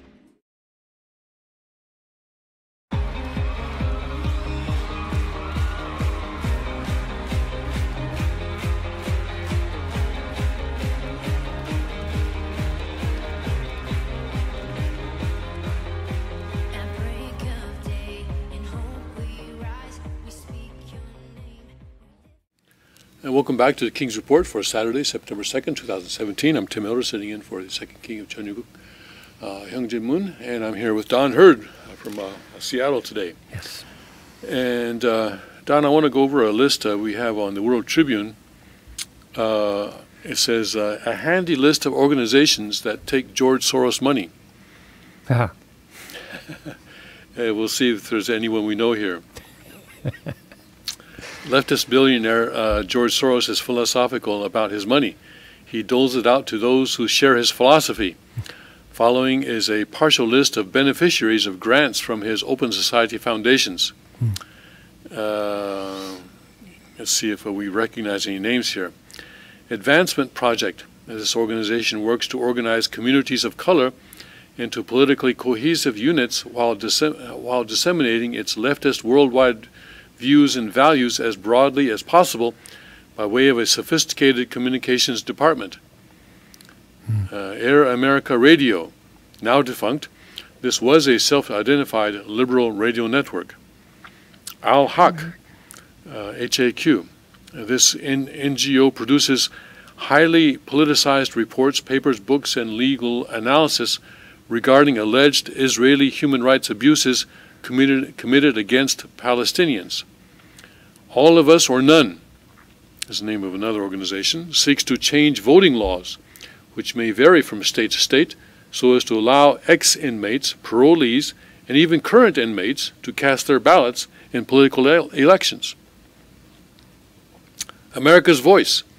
This Open Borders group seeks to promote a comprehensive immigration reform that includes a robust agenda in favor of amnesty for illegal aliens. American Bridge 21st Century.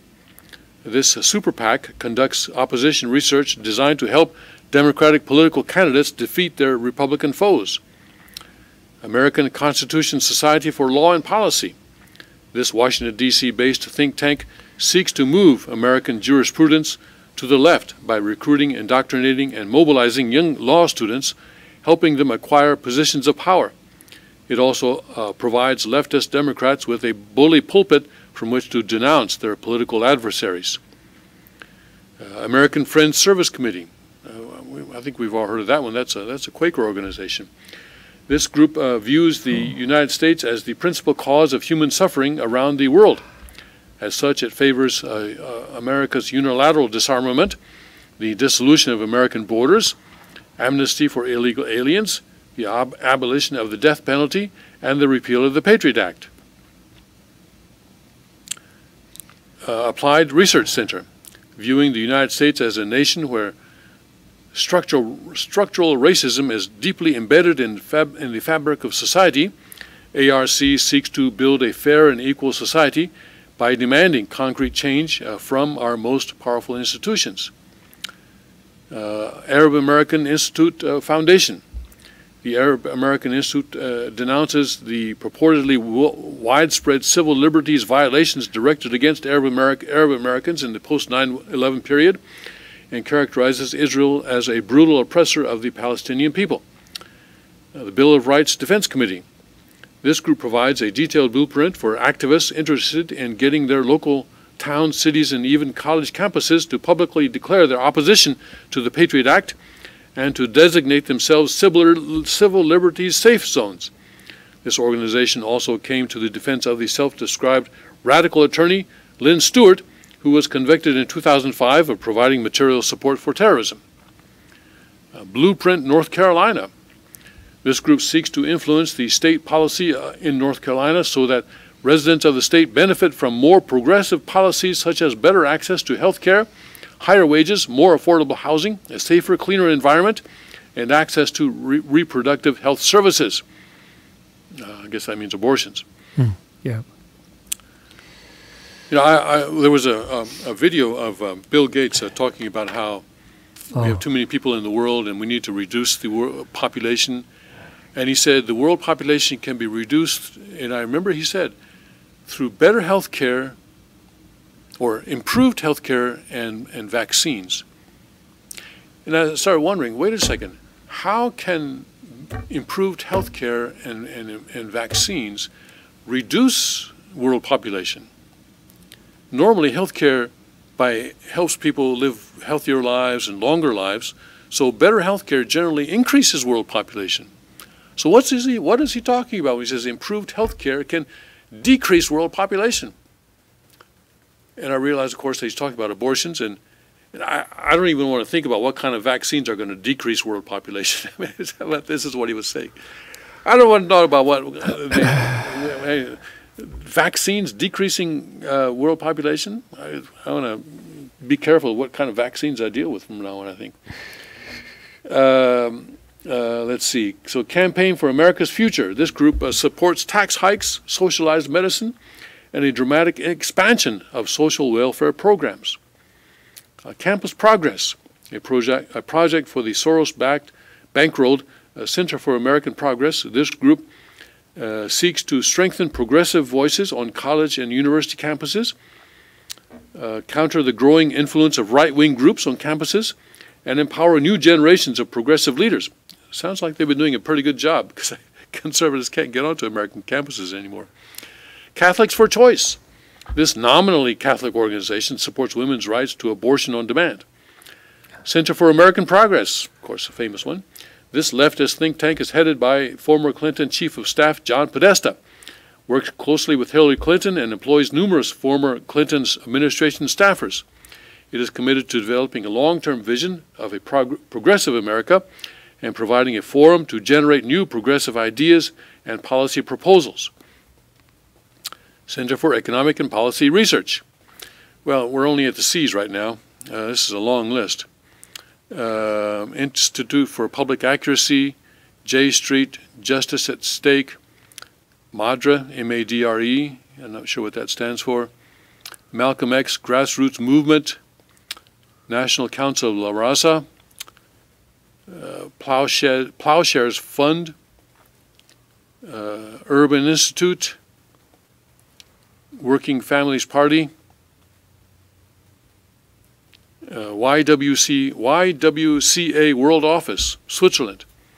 The YWCA opposes abstinence education, supports universal access to taxpayer-funded abortion on demand, and opposes school vouchers. So you can go to worldtribune.com to see the full list.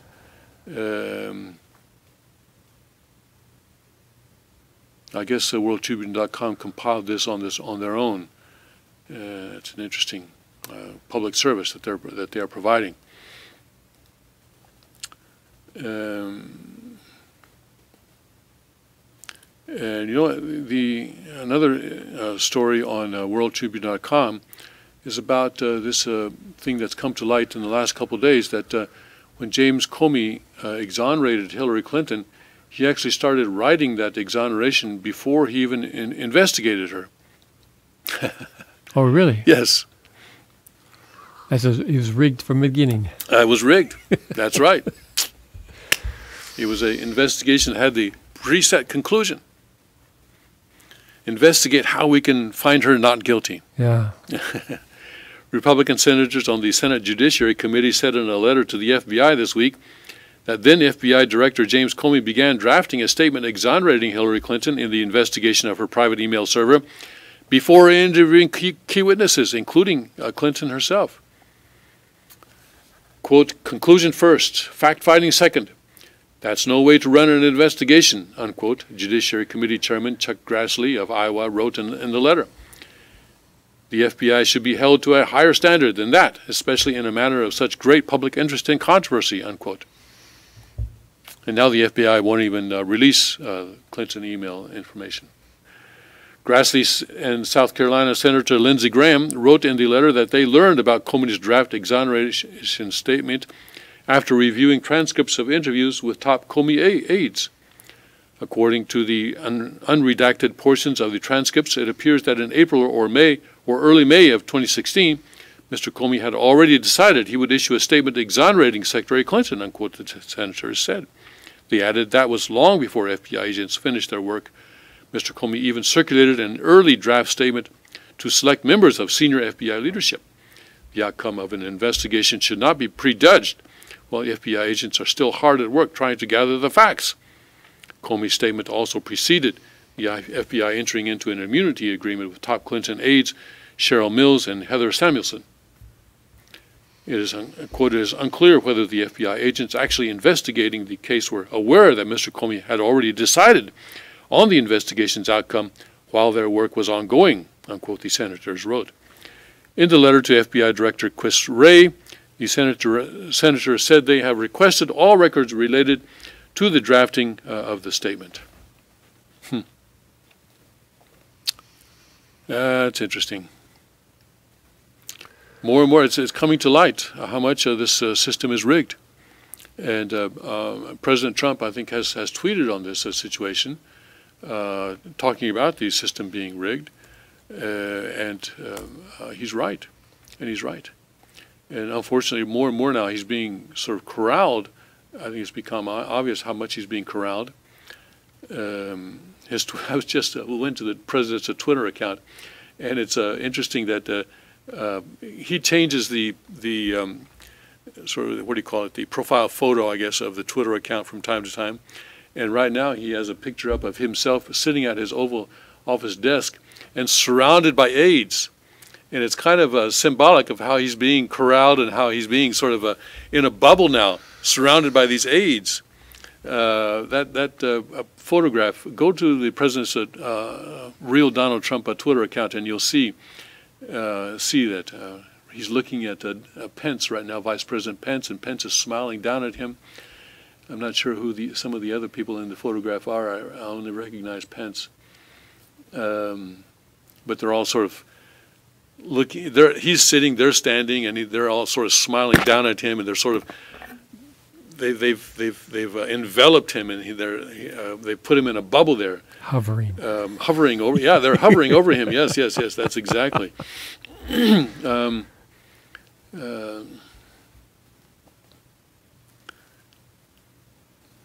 he says, I will be in Texas. I'm going to Texas and Louisiana tomorrow with First Lady. Great progress being made. This is 11 hours ago, so this was last night. So tomorrow refers to today.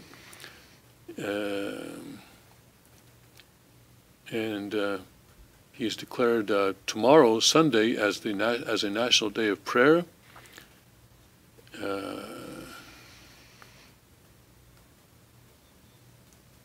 Let me get to the tweet where he talks about, here we go, yeah. Wow, looks like James Comey exonerated Hillary Clinton long before the investigation was over. And so much more, a rigged system. Different standard for different people. Yes, different standard, yes. Because there are certain people who consider themselves to be above the law. And this is what is coming to light. These elites think that the law is just for the rest of us, just for people who don't have the power to rise above it. And Hillary Clinton, when she was in college, decided that she was someday going to become president of the United States, and she married Bill Clinton for that purpose, because she saw him as a kind of a person who could, as a star, a rising star that she could hitch her wagon to and rise and use him to elevate herself. And she almost succeeded. She came close to succeeding.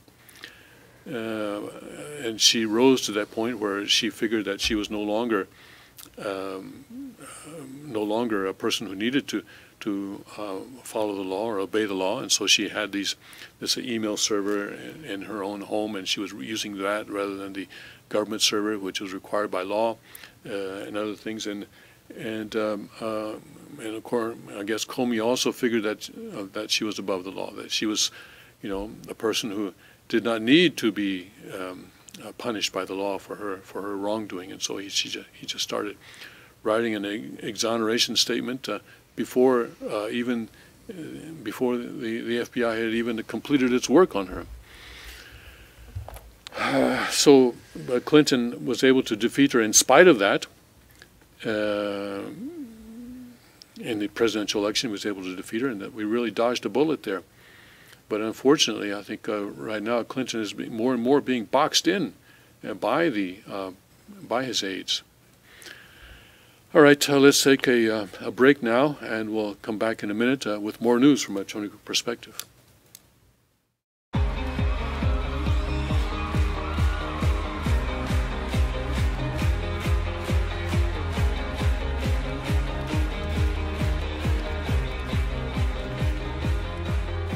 At break of day, in hope we rise, we speak your name. Car Arms, Magnum Research, and Auto Ordnance. The Car Firearms Group.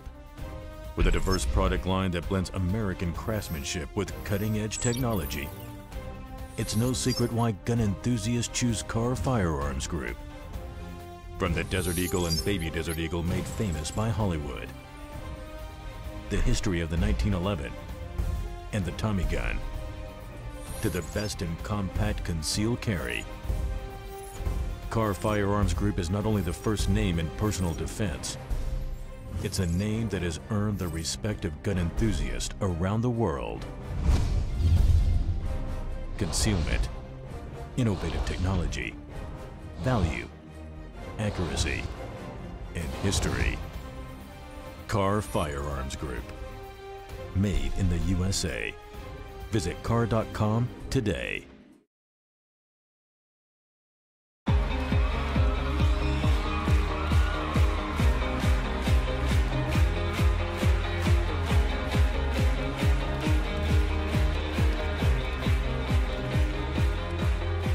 At break of day, in hope we rise, we speak your name. And welcome back to the King's Report for Saturday, September 2nd, 2017. Tim Elder sitting in for the second King of Changyuk, Hyungjin Moon, and I'm here with Don Hurd, who showed up at the Sanctuary Church at 4:30 in the morning on a Saturday, expecting, of course, to find the place humming with activity, I guess. Oh, yes. It is humming. Yes. And so he walked in and finds himself now sitting in front of a camera, the King's Report. And I want to look at Breitbart news right now. Oh, yeah. Since Steve Bannon left the White House and returned to Breitbart, Breitbart has become kind of a window into the fights that were taking place in the White House while Steve Bannon was there. He is now the executive chairman of Breitbart, and many of the articles that I see on Breitbart, I can see, although they don't say so explicitly, but I can see that they are basically reflecting Steve Bannon's views and the arguments that he was trying to put forward in the White House while he was there. And the lead story on Breitbart this morning is, as its influence wanes, increasingly militant mainstream media promotes violence and censorship, which is true. Yes, the mainstream media, or he calls it the MSM, this is by John Nolte, has admitted they got 2016 exactly wrong and that they are out of touch with the average American. What truly terrifies the media about 2016, though, is something that has remained largely unspoken. It is what Trump's victory said so clearly about the MSM's inability to influence public opinion, and by extension, the outcome of elections. What has so remained unspoken is that the media's desperate and dangerous reaction to this waning influence. As a 25-year-old media watcher, this is John Nolte speaking, I have never seen anything close to the propaganda campaign that the national media launched to defeat Donald Trump last year. Well, I think even if you're 50 years old, or as we are, I think I'm in my 60s. Are you also in your 60s? Oh, yes. Okay. So I think even for us, this kind of we have never seen anything close to that kind of propaganda campaign by the national media. We went through. What have we've seen? We went through Watergate. We saw Watergate, Nixon. and that was a pretty big propaganda campaign. But I think even that does not match what we've seen in the last year or so. It was 24/7. It was coordinated across every news outlet. It was all hands on deck, and Trump still won. Which can only mean that the media's influence has eroded to the point where, despite hurling every kitchen sink available, they suffered a humiliating loss last November. Before I get into the grid of the nit, it is important to keep in mind that our media is nothing more than the communication branch of the Democratic Party. When you look at everything the media does, the lying, the campaigns of personal destruction, the fake news, the focus on stuff like Melania's shoes, the explanation is only one. The explanation is the only one that makes sense.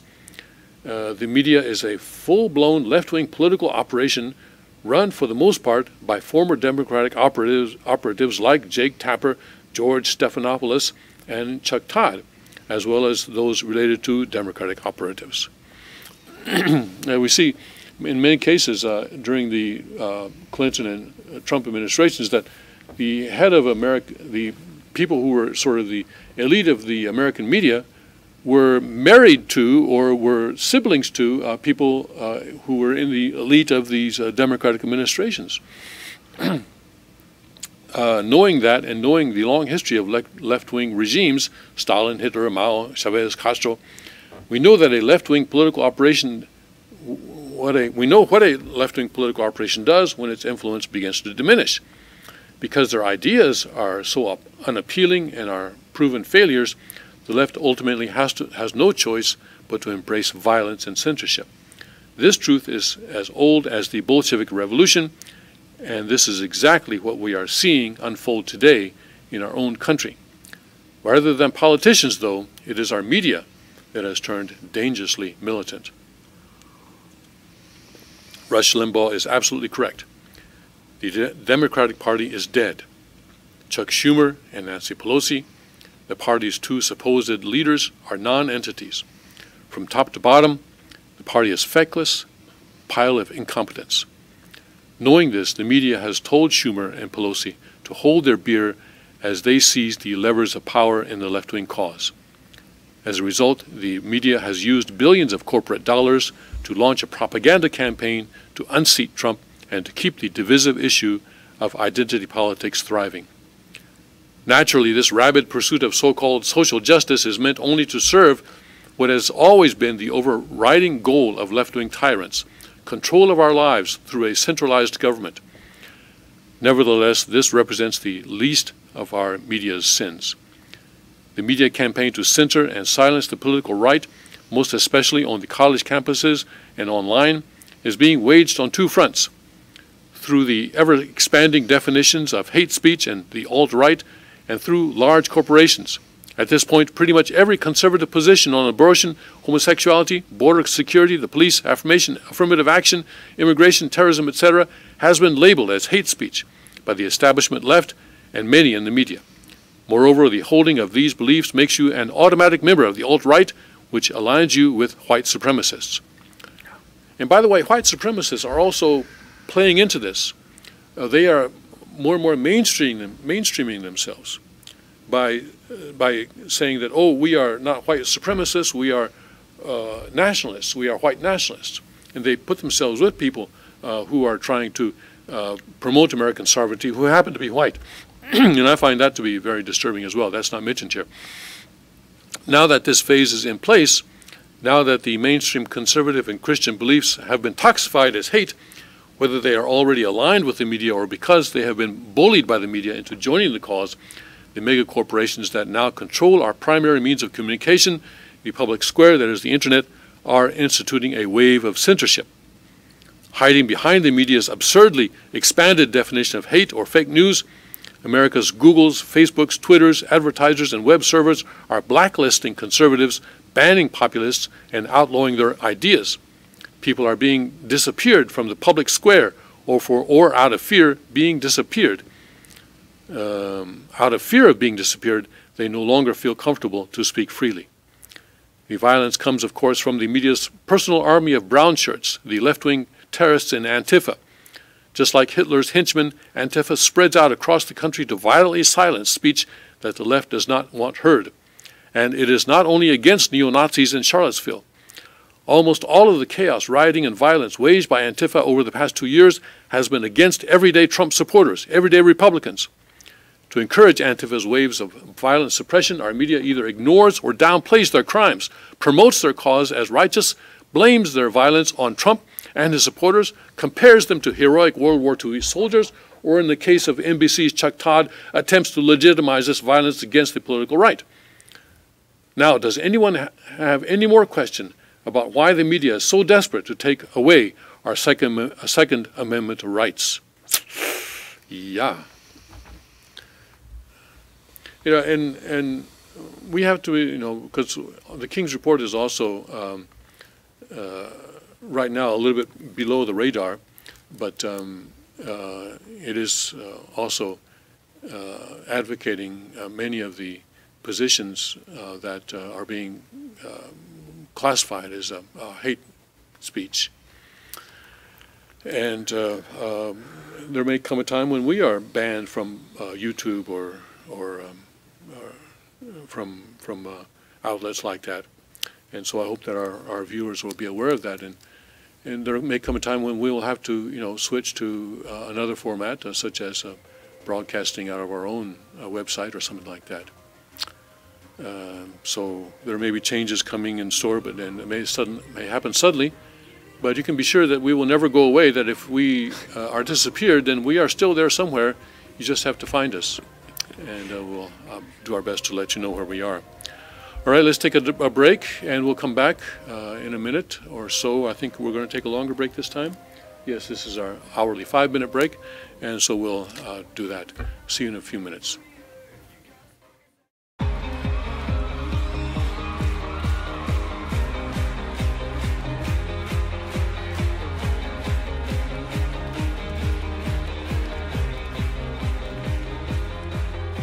At break of day, in hope we rise, we speak your name.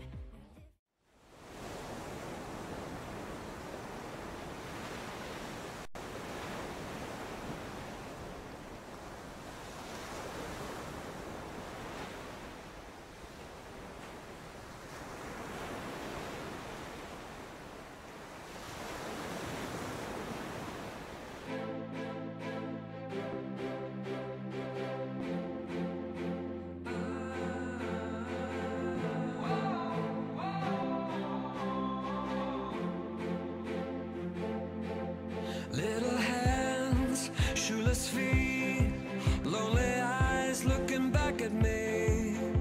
Will we leave behind the innocent to grieve? On their own, on the run, when their lives have only begun. These could be our daughters and our sons.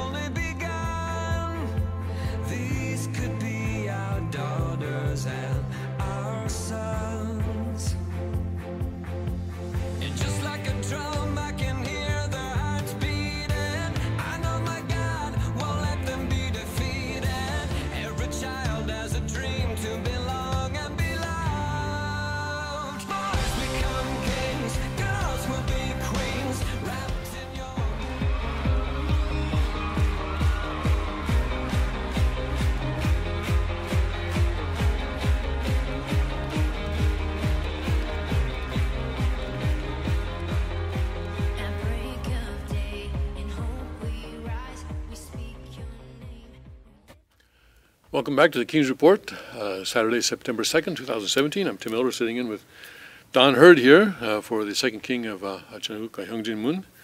Don just sort of decided to spend his Labor Day weekend visiting Sanctuary Church in Pennsylvania, visiting the second king. And we welcome him very much. We're very glad to have him. Very glad to hear. And he's surprised to find himself maybe on camera this morning, and I'm surprised to find him here. So we're both surprised. And there are other people in the world who are surprised today. There was a sailing expedition that was going to go up to the Arctic to raise awareness of global warming, and they were surprised. A sailing expedition to the North Pole to raise awareness of global warming has been forced to turn back 590 nautical miles short of its destination after yachts found their passage blocked by large quantity of an unexpected frozen white substance. According to the Arctic Mission's website, this is their own website, all right? A meeting of the four skippers was held, led by Eric de Jong, with Penn Haddow present, and it was agreed further northward progress would increase considerably the risks to the expedition, with a very limited scientific reward. The decision to head south, back to an area of less concentrated sea ice in the vicinity of 79 degrees 30 minutes north was made at 1830 Alaska time. Concentrated sea ice in the Arctic Circle? Who would have ever imagined? As usual on these occasions, the expedition leaders are covering their embarrassment by billing their failures as a great success. Arctic Mission has undertaken an extensive oceanographic wildlife and ecosystem research program during the voyage, led by Tim Gordon of the University of Exeter. This has included work on acoustic ecology, copepod distributions and physiology, microplastic pollution surveying, inorganic carbon chemistry, seabird range expansion, and microbial DNA sequencing. Microbial DNA sequencing. Scientific findings will be released following comprehensive data analysis and formal publication in peer-reviewed journals in 2018 and 19. It is believed Arctic Mission has sailed further north from the coastlines surrounding the Arctic Ocean than any vessel in history without icebreaker support. Well, maybe. But that wasn't the original point of the expedition when it was announced in the Sunday Times earlier this summer. And here's what they said then. It is a polar record Penn Haddow wishes were impossible to achieve. The explorer, who was the first person to walk solo across the pack ice from Canada to the North Pole in 2003, will now try to highlight climate change by becoming the first to sail there in a yacht. Haddow 55 said it would be a bittersweet achievement to achieve the feat because it would mean that the polar ice cap had shrunk to record lows. I'm very conflicted, he said. If we do reach the North Pole by sail, I think the image would be iconic for the rest of the century and a call to action, he said. If 50-foot yachts can do this, imagine what commercial shipping can do. This is not the first time Haddow had been denied the bittersweet achievement of pinning Arctic melt on climate change.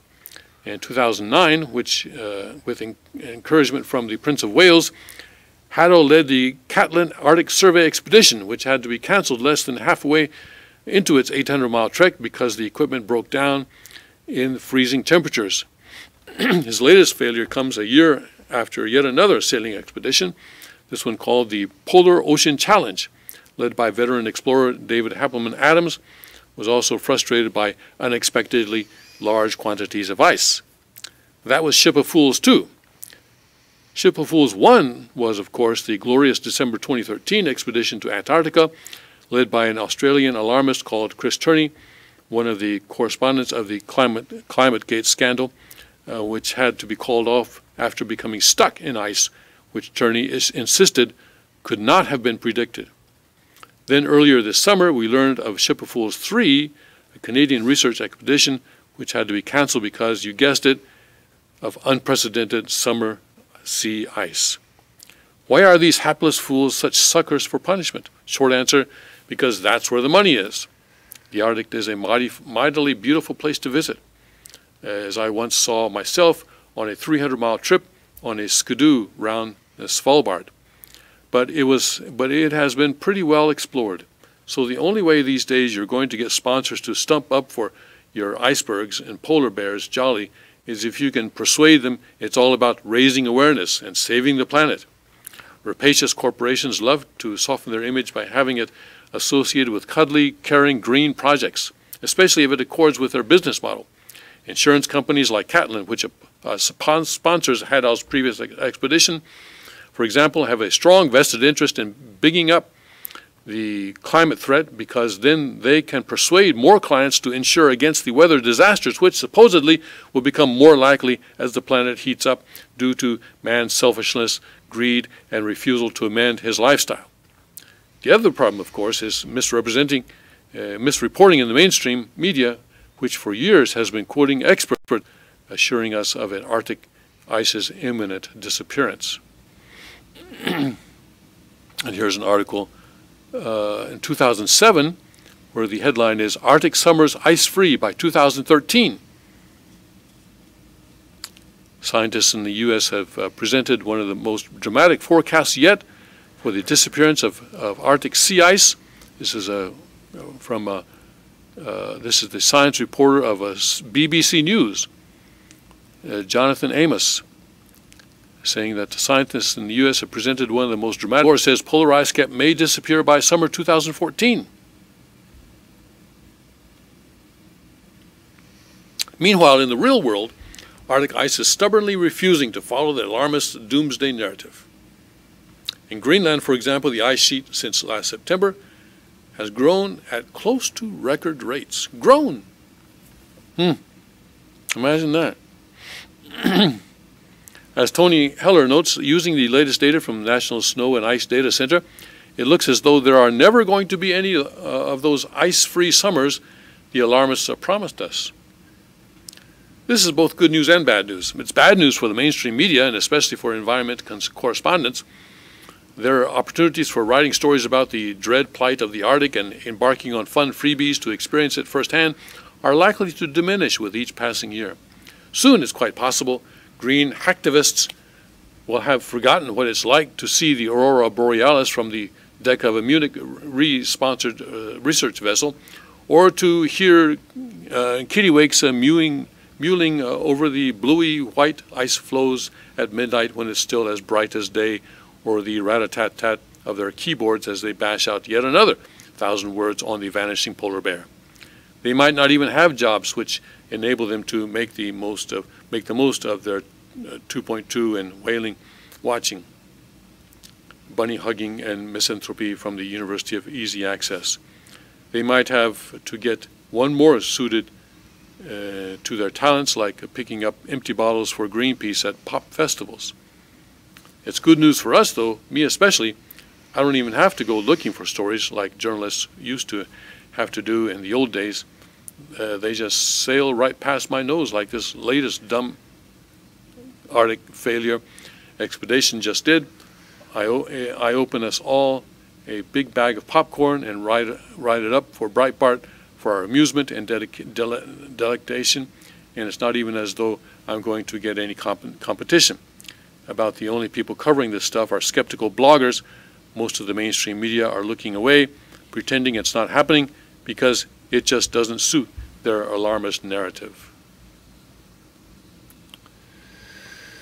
Yeah, I think they cherry pick what the information they want to use. Mm-hmm. You know, I mean, because even the poles are shifting. Mm-hmm. There's a lot of things going on that they're not even taking into Mm-hmm. account. You know, and so yeah, the ice shifting to the other side. Yeah, that kind of makes sense. Mm-hmm. You know, because of the poles are shifting, and so, but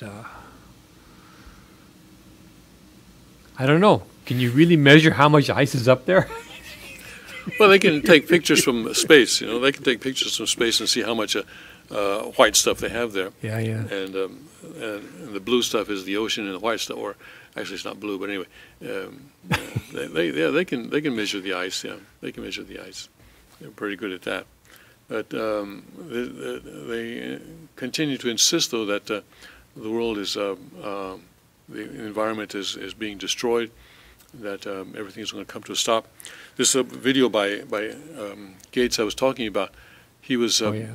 talking in front of a large audience and talking about how we're going to bring carbon to zero. Is that okay? Bringing carbon to zero? Plants use carbon, Yeah. don't they? They breathe in carbon dioxide, and trees, for example, trees are basically storehouses for carbon. That's why they burn so well. You know, you put on fire and you oxidize carbon, and you get flames and you get warmth. It's that chemical reaction that's happening. So bringing carbon to zero doesn't make sense. And then that was the same video where he was talking about having health care that would reduce the world population by a certain percentage. The U.S. is closing Russian consulates. This is the one, I think, in San Francisco. The Russian consulate in San Francisco, I believe, is being closed. So the relationship with Russia is deteriorating, continues to deteriorate. And that's kind of a concern, because this is, the War of 1898, the Spanish-American War, was caused by muckraking journalism, and I think that's one of the things that I remember studying in history, where, of course, the journalism blamed the sinking of the Maine, the USS Maine, on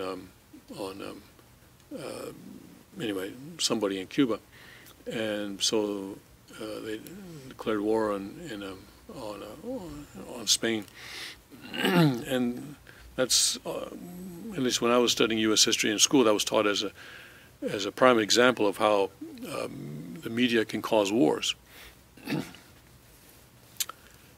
But it seems like, here too, the media is causing this deterioration in relations with Russia, with this constant harping on the allegation, the unproven allegation of interference in the U.S. election. And now we've come to the point where the United States has told Russian consulates to close. The State Department has closed multiple U.S. consulates across the United States in response to Moscow cutting the U.S. diplomatic presence in Russia. On Friday, the department told Russian officials that they must close their consulate in San Francisco, as well as buildings in Washington, D.C. and New York used for trade missions, in a move that may further heighten tensions between the two countries. The move follows Moscow's decision last month to force the United States to cut its diplomatic and technical staff in Russia to 455 people, matching the number of Russian diplomats in the United States. We believe this action was unwarranted and detrimental to the overall relationship between our countries, State Department spokesman Heather Nauert said Thursday, adding that the United States had complied with the request. In the spirit of parity invoked by the Russians, Nauert said the United States has required Russian government to close its San Francisco consulate and 2 annexes in Washington, D.C. and New York by September 2nd. That's today. Even after these closures, Russia will still maintain more diplomatic and consular annexes in the United States than we have in Russia, a senior White House official told writers. We've chosen to allow the Russian government to maintain some of its annexes in an effort to arrest the downward spiral of our relationship. In July, President Donald Trump signed a bill overwhelmingly approved by Congress imposing sanctions on Russia for their alleged attempt to interfere in the 2016 presidential campaign, as well as their failure to implement a ceasefire in Ukraine. It also targeted Iran and North Korea. So that allegation has just taken on a life of its own. And, tit for tat, for tit for tat. It's going back and forth, and I don't know where it's going to stop.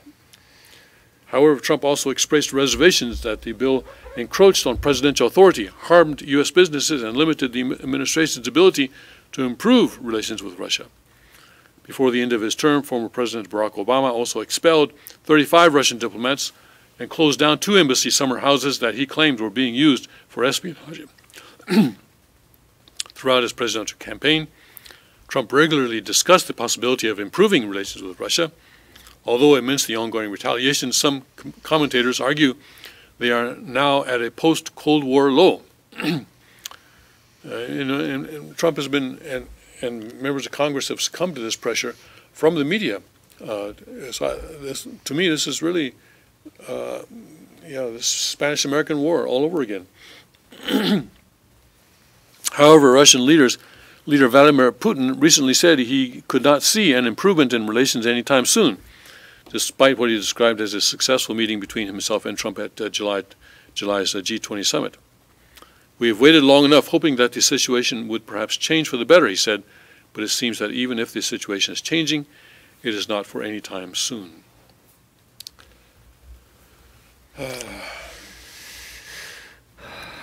It's very concerning what's going on here with that situation. Putin actually, for some reason, has become a voice of wisdom in a number of areas. It's just kind of scary in itself. We'll go through a couple more of Putin's statements after we come back from this break. We'll take a break now for a few minutes.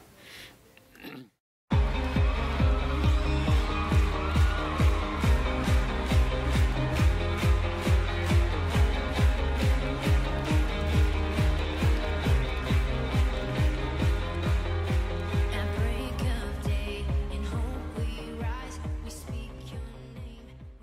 Car Arms, Magnum Research, and Auto Ordnance. The Car Firearms Group. With a diverse product line that blends American craftsmanship with cutting-edge technology. It's no secret why gun enthusiasts choose Car Firearms Group.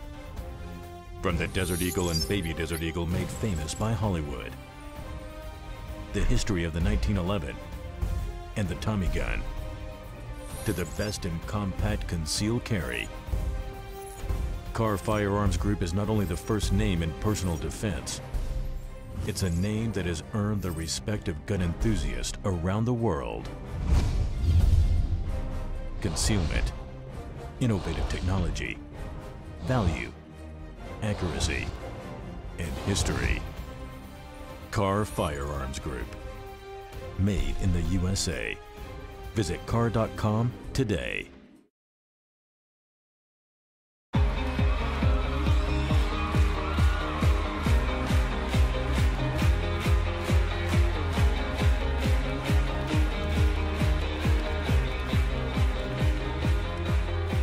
At break of day, in hope we rise, we speak your name.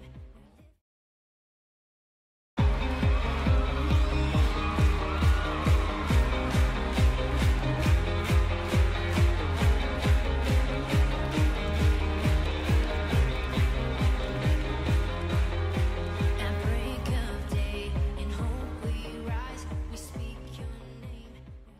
Welcome back to the King's Report for Saturday, September 2nd, 2017. I'm Tim Miller, sitting in for the second game of Cheongguk at Hyungjin Moon. And we were talking about President Putin as we closed out the last segment. And here's another thing that he says. The leader in artificial intelligence will rule the world. Yeah, he may be right, unfortunately. Moscow, this is an AP article out of Moscow. Russian President Vladimir Putin says that whoever reaches a breakthrough in developing artificial intelligence will come to dominate the world. Putin, speaking Friday at a meeting with students, said the development of AI raises colossal opportunities and threats that are difficult to predict now. He warned that the one who becomes the leader in this sphere will be the ruler of the world. And that's a quote from him. Putin warned that, quote, it would be strongly undesirable if someone wins a monopolist position, unquote, and promised that Russia would be ready to share its know-how in artificial intelligence with other nations. The Russian leader predicted that future wars will be fought by drones, and when one party's drones are destroyed by drones of another, it will have no other choice but to surrender. That's all we have on that speech. I would have liked to have seen more of that speech, but that's all the AP has given us. Wow. And also, Putin, as long as we're going through Putin's speeches, he's warning that the North Korea situation is on the verge of a large-scale conflict. This is coming out of, again, Moscow, and this is a Reuters article this time. Russian President Vladimir Putin warned on Friday that the tense standoff between North Korea and the United States was on the verge of large-scale conflict, and said it was a mistake to try to pressure Pyongyang over its nuclear missile program. Putin, who is due to attend a summit of the BRICS nations in China this week. BRICS stands, I think, for Brazil, Russia, I as what? Italy, China, and S. I forgot what the S is. Do they explain it here? No.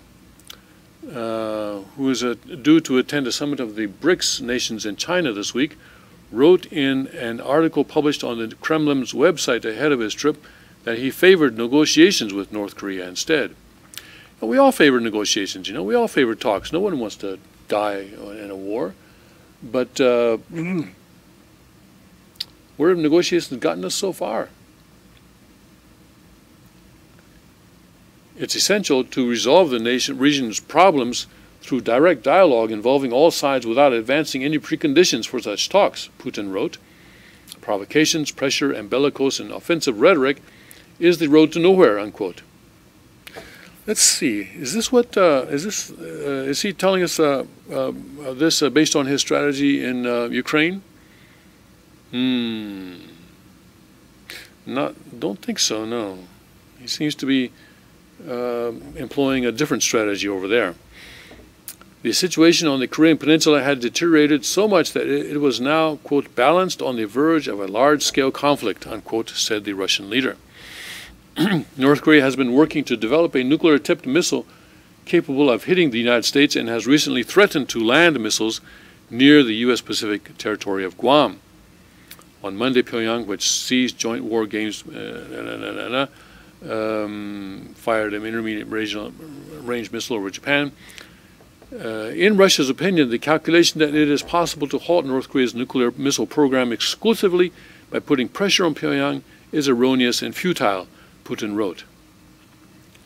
The roadmap formulated by Moscow and Beijing, which would involve North Korea stopping its work on missile program in exchange for the United States and South Korea halting large-scale war games, was a way to gradually reduce tensions, wrote Putin.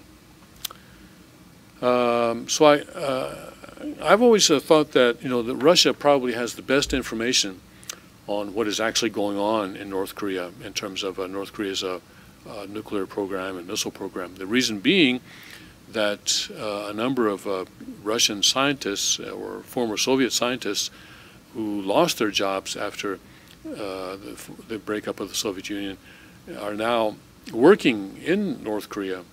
They got jobs in North Korea, and they're working there and helping the North Koreans develop their technology. And this is one of the reasons that North Korea has been able to make progress that has exceeded many people's expectations. So I expect that Russia has some contact with those Russian civilians, or I guess they're civilians, who are there. And so they probably have better information than China or the United States or Japan on what is actually happening on the ground, how much progress is being made, and what people there think about the situation. So when Putin says that we may be on the verge of a large-scale war, large-scale conflict, I think it is cause for us to be concerned. I think we are indeed, as Putin says, balanced on the verge of a large-scale conflict. So what is the solution to this? How do we avoid that? It's difficult right now. It's very, very difficult. There are many would-haves, could-haves, should-haves, of course, involving the failure of the Han Mother and her fall and the effect that has had on the Korean Peninsula and the entire world. If we get into a large-scale conflict on the Korean Peninsula, it could very easily spread to other areas of the world, and really something that people really don't even want to think about, and yet we must. And the sacrifice will be, as Mattis said, something that we in our lifetimes have not experienced. We're talking about millions of lives, millions of lives.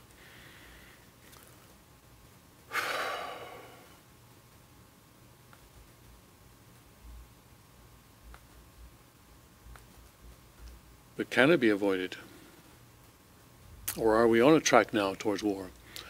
When you study, for example, the events that led up to World War II or the events that led up to World War I, there seems to be a certain point at which war becomes inevitable, or events sort of take on a life of their own. And after which it becomes, even in hindsight, you can see that it would have been very, very difficult to avoid these wars, given the facts that were in play at the time. And you just have to wonder, are we in that kind of a situation now already?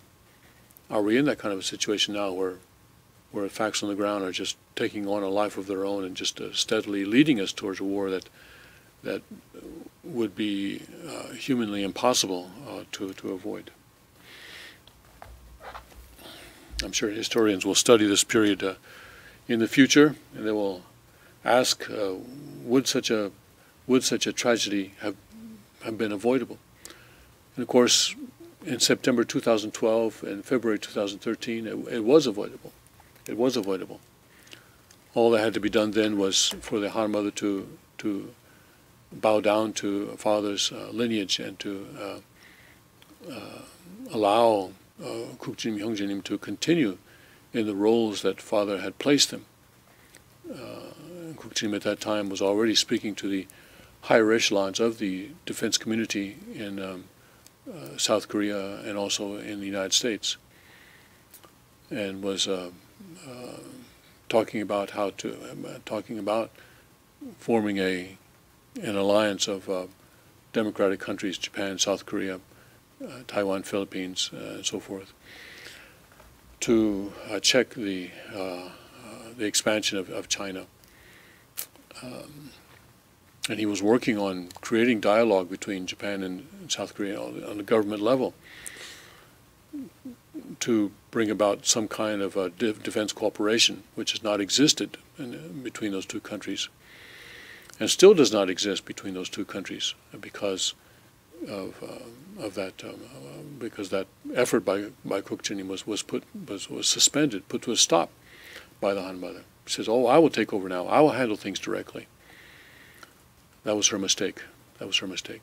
Instead of bowing down to and submitting herself to Father's lineage, the lineage of the Messiah, the lineage of heaven, the lineage that God planted in this world so as to build a kingdom of peace, instead of submitting herself to that, she decided, "Oh, I can do things better."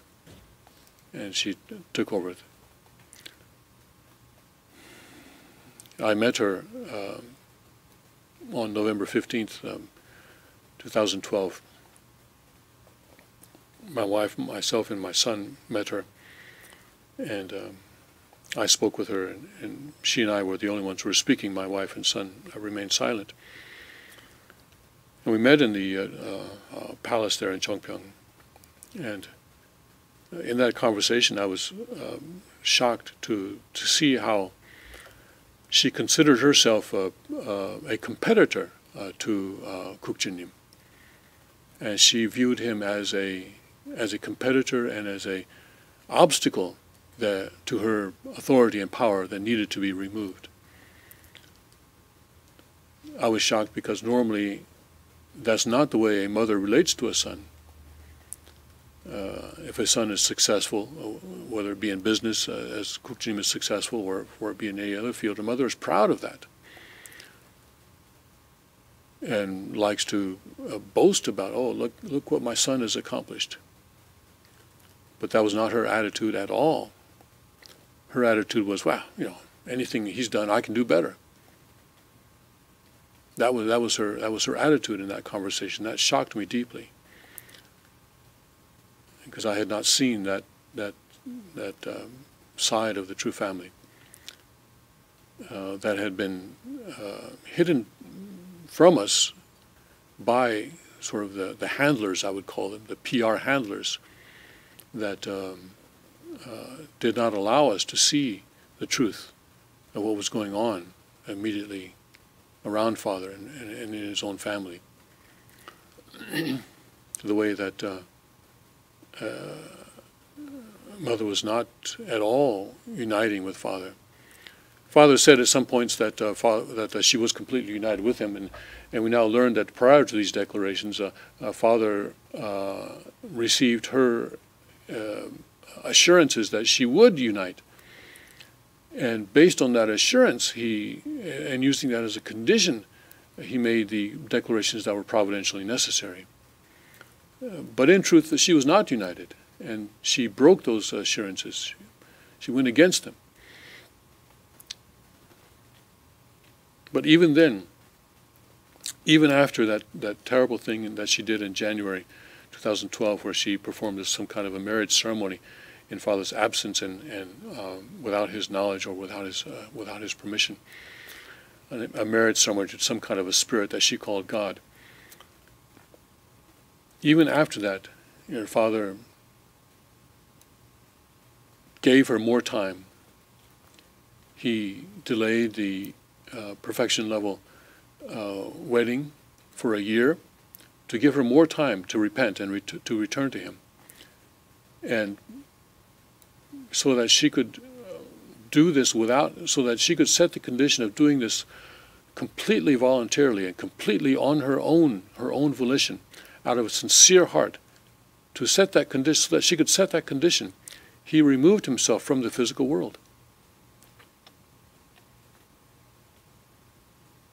so that she was placed in a position where she could, in September 2012, at the Songhua, she had the opportunity to bow down to him and to his lineage.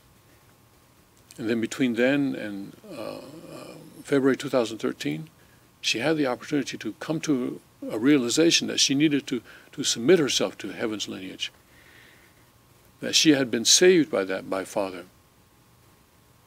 She had that opportunity. But even that opportunity was lost by her. She lost it. And instead of submitting to Father's lineage, she crowned herself and usurped the kingdom of Chonyuk.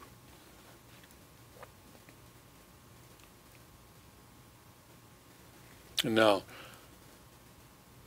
we see the effects of that. Putin is saying that we are on the verge of a very major conflict on the Korean Peninsula. Our Korean brothers and sisters are fighting hard, fighting every day. Our sanctuary brothers and sisters fighting every day. Try and mitigate God's judgment on the Korean Peninsula. And they are extremely brave in doing so, because they are determined to save their country in this period of judgment. And I hope they succeed. I hope they succeed. But it will be a very, very difficult fight.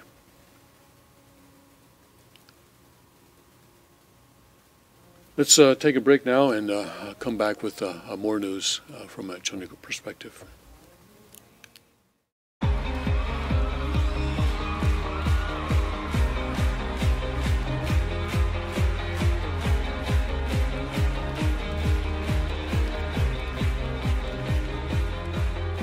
At break of day, in hope we rise, we speak your name. Car Arms, Magnum Research, and Auto Ordnance. The Car Firearms Group. With a diverse product line that blends American craftsmanship with cutting-edge technology. It's no secret why gun enthusiasts choose Car Firearms Group. From the Desert Eagle and Baby Desert Eagle made famous by Hollywood. The history of the 1911 and the Tommy gun. To the best in compact concealed carry. Car Firearms Group is not only the first name in personal defense, it's a name that has earned the respect of gun enthusiasts around the world.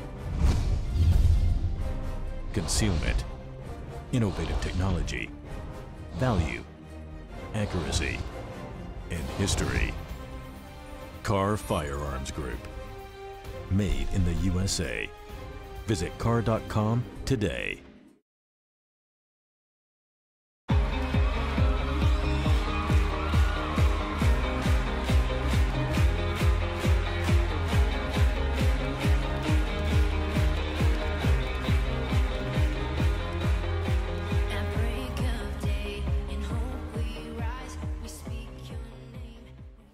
And welcome back to the King's Report for Saturday, September 2nd, 2017. Tim Elder sitting in for the second king of Chanuguk, Hyungjin Moon.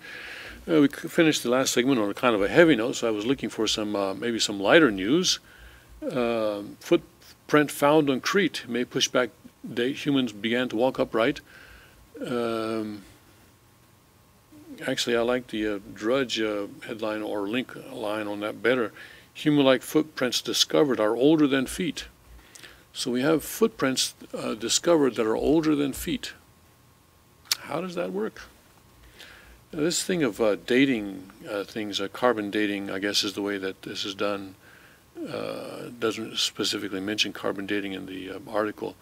But there's some people who have some doubts about the accuracy of carbon dating. The whole thing of carbon dating. It says human-like footprints have been found stamped into an ancient seashore fossilized beneath the Mediterranean island of Crete. They shouldn't be there. Testing puts the rock's age at 5.7 million years. So I say, how do we know that this is 5.7 million years? Because of the strata. So how authoritative is that? I know archaeologists will, and I guess paleontologists will swear to that their dating system, but we need to always be re-examining our assumptions. That's a time when paleontologists believe our human ancestors had only ape-like feet. There we go again, evolution. Evolution being preached by this article. And they lived in Africa. But a study into the Trachylos, western Crete, prints determined them to feature prominent human features and an upright stance. And that's significant as the human foot has a unique shape. It combines a long sole, 5 short toes, no claws, and a big toe. In comparison, the foot of a great ape looks much more like a human hand, and that step in evolution wasn't believed to have taken place until some 4 million years ago. So we talk about steps in evolution.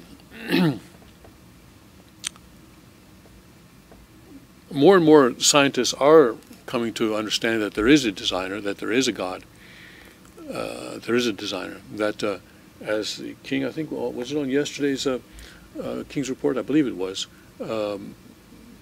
Or I don't know if it was on camera or off, but he was talking about how there's never been a change in kind. No one has ever been able to demonstrate that there is a change in kind. People talk about fruit flies and this and that thing, but those are all changes that take place within a particular kind of being.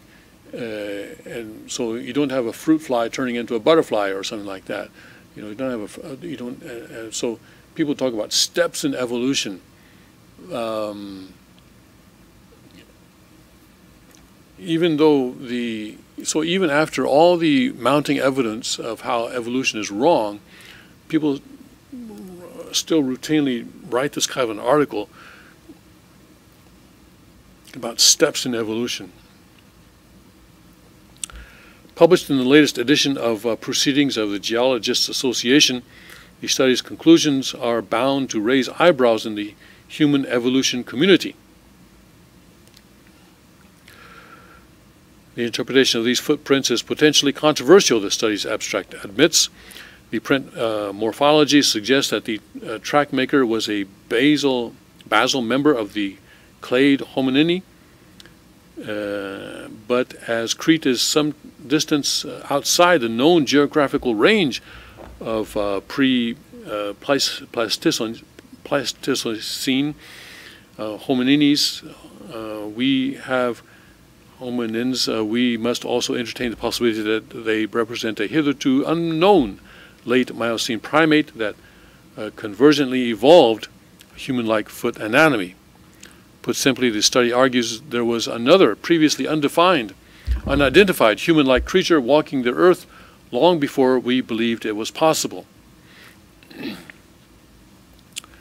So why didn't that group of beings then come to dominate the world?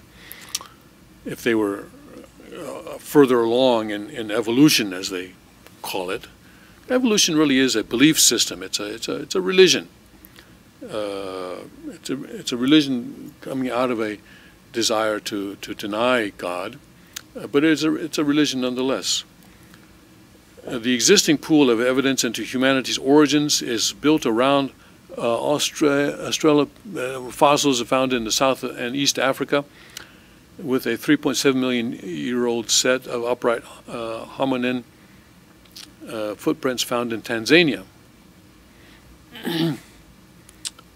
So this article shows all sorts of photographs of fossils and so forth. But anyway, some scientists are still struggling, still trying their best and not to believe in God.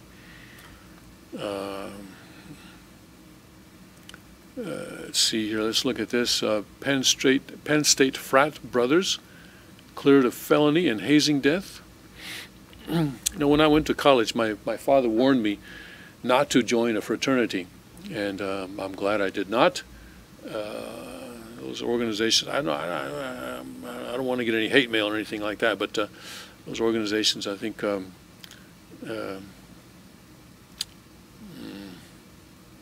there may be some good ones out there. I don't know. But in general, I'm rather skeptical of their value. The Penn State frat brothers accused of participating in a booze-fueled hazing ritual that led to a pledge's death dodged manslaughter and assault charges Friday. A judge dismissed the felony charges against the 8 frat members at a preliminary hearing, although they will still face lesser raps such as hazing, reckless endangerment, and giving alcohol to minors in the death of a 19-year-old Tim Piazza. 14 brothers will still stand trial on at least one lesser offense. The decision came as a blow to the tragic New Jersey teen's parents, who believe the Beta Theta Pi brothers should be held responsible for getting their son blind drunk in a gauntlet of drinking games, then waiting 12 hours to call an ambulance after he tumbled head first down a flight of stairs. There needs to be a deterrent because we lost our son, Piazza's mother Evelyn told NBC News. Local District Attorney Stacey Parks Miller announced immediately after the judge's verdict that she plans to refile felony charges. It looked like the judge was assessing individual roles, which is a huge error. It's a group effort, and the group responsibility has to be assessed, Parks Miller told NBC, rejecting accusations she'd overstepped by filing more than 1,000 criminal charges against the young men. 1,000 criminal charges against the young men? Okay, I could see why someone might say she was maybe going a little bit overboard. But hey, you know, I can also understand how someone would want to do that. Justice Alan Sinclair did not offer an explanation for dismissing the charges, according to Philly.com. Defense lawyers in the heated hearing had argued that their clients didn't force Piazza to get as drunk as he did and had no way of knowing that he was in danger of dying. Well, you know, I did not experience a pledge a week or anything like that, but I know there's some people who really go to college with a huge desire to be accepted into a fraternity for various reasons, and certainly the pressure on them is huge. Yes, there's excessive drinking on college campuses. That does not transform it into criminal behavior, lawyer Theodore Simon argued Thursday. Piazza was one of 14 pledges who were lined up in the frat house's basement on February 2nd and told to down a nearly half gallon of vodka. That's a lot. That's quite a lot. Then run through a series of drinking stations that included chugging beer, guzzling wine from a bag, and playing beer pong, prosecutors say. Those previously facing felony charges could have ended up behind bars for 20 years. But all 14 are now looking at up to 2 years prison for reckless endangerment rap. From time to time, fraternities get in trouble for various drinking and incidents, and also rape, sexual abuse, sexual assault, this kind of thing. And each time people will say, well, you know, I'm sure this time the culture is going to change, but it never does. I'm sorry, it just doesn't. They call themselves Greek. They even use the name Greek. Call themselves, you know, sort of, and their sort of the origins of their culture go back to that Greek culture that which in the principle, of course, is the Cain position to the Abel culture of a Hebraic culture, and definitely very much the fraternities and college campuses are in line with that Cain type culture of ancient Greece. Personally, I would not recommend anyone to join a fraternity or a sorority for that matter.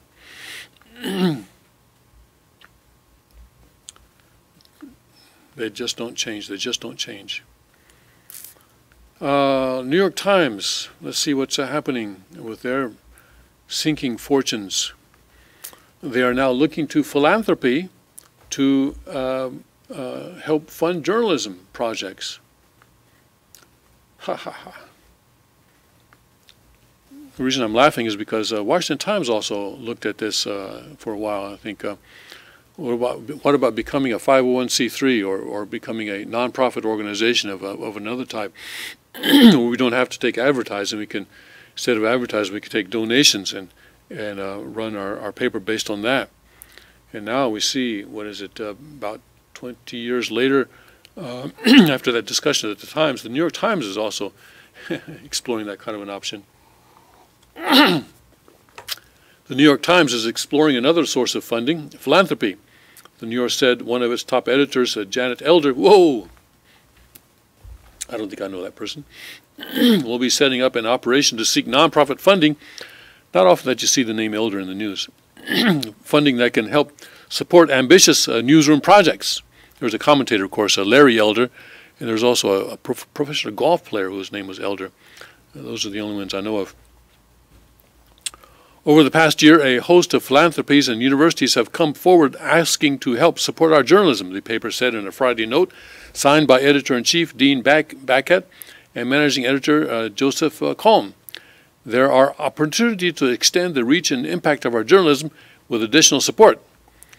Translate that, we're going broke and we have to find someone to pay for our salaries.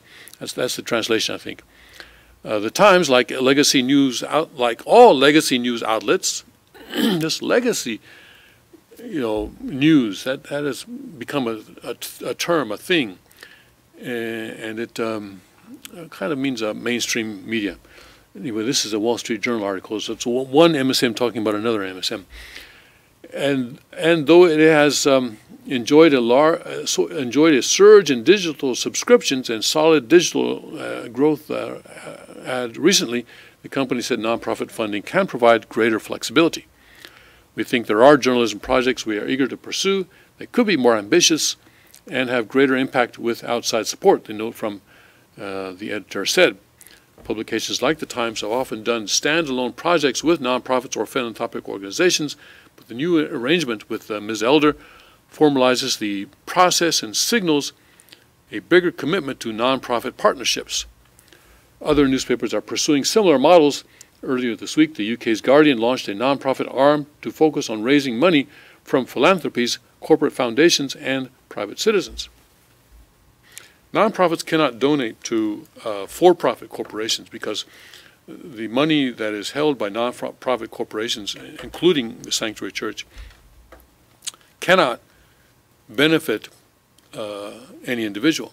And if the money goes to for-profit corporations, then it benefits the stockholders of that for-profit corporation. And so that is why you can go the other way. For-profit corporations can donate to nonprofits. That's no problem. But the other way is a no-no. Nonprofits cannot give money to for-profit corporations. So I'm not sure how they're going to handle this. So it says here the Guardian set up a nonprofit arm to focus on raising money. But if they publish articles in the newspaper that are developed based on donations from nonprofits, but there is going to be advertising somewhere in that newspaper, right?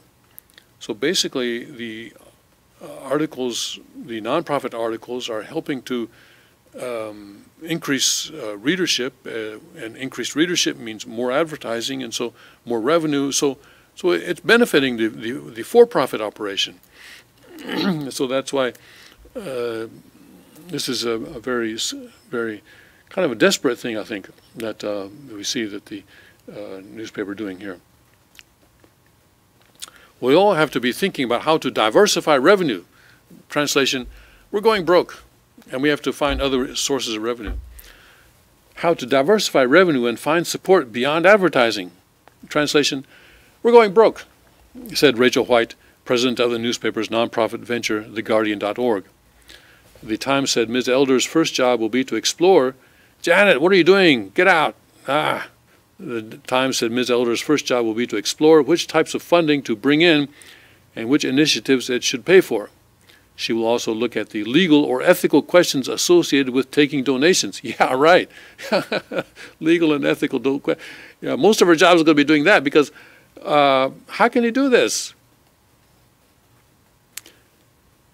It's not kosher. The note described Ms. Elder as a newsroom veteran. I never heard of her.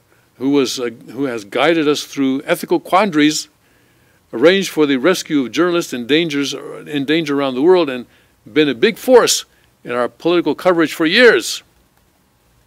All right, we'll take your word for it. Okay. Look at the legal or ethical questions associated with taking donations. You know, unless the New York Times becomes just completely a nonprofit corporation that has no advertising, all right, where it is solely dependent on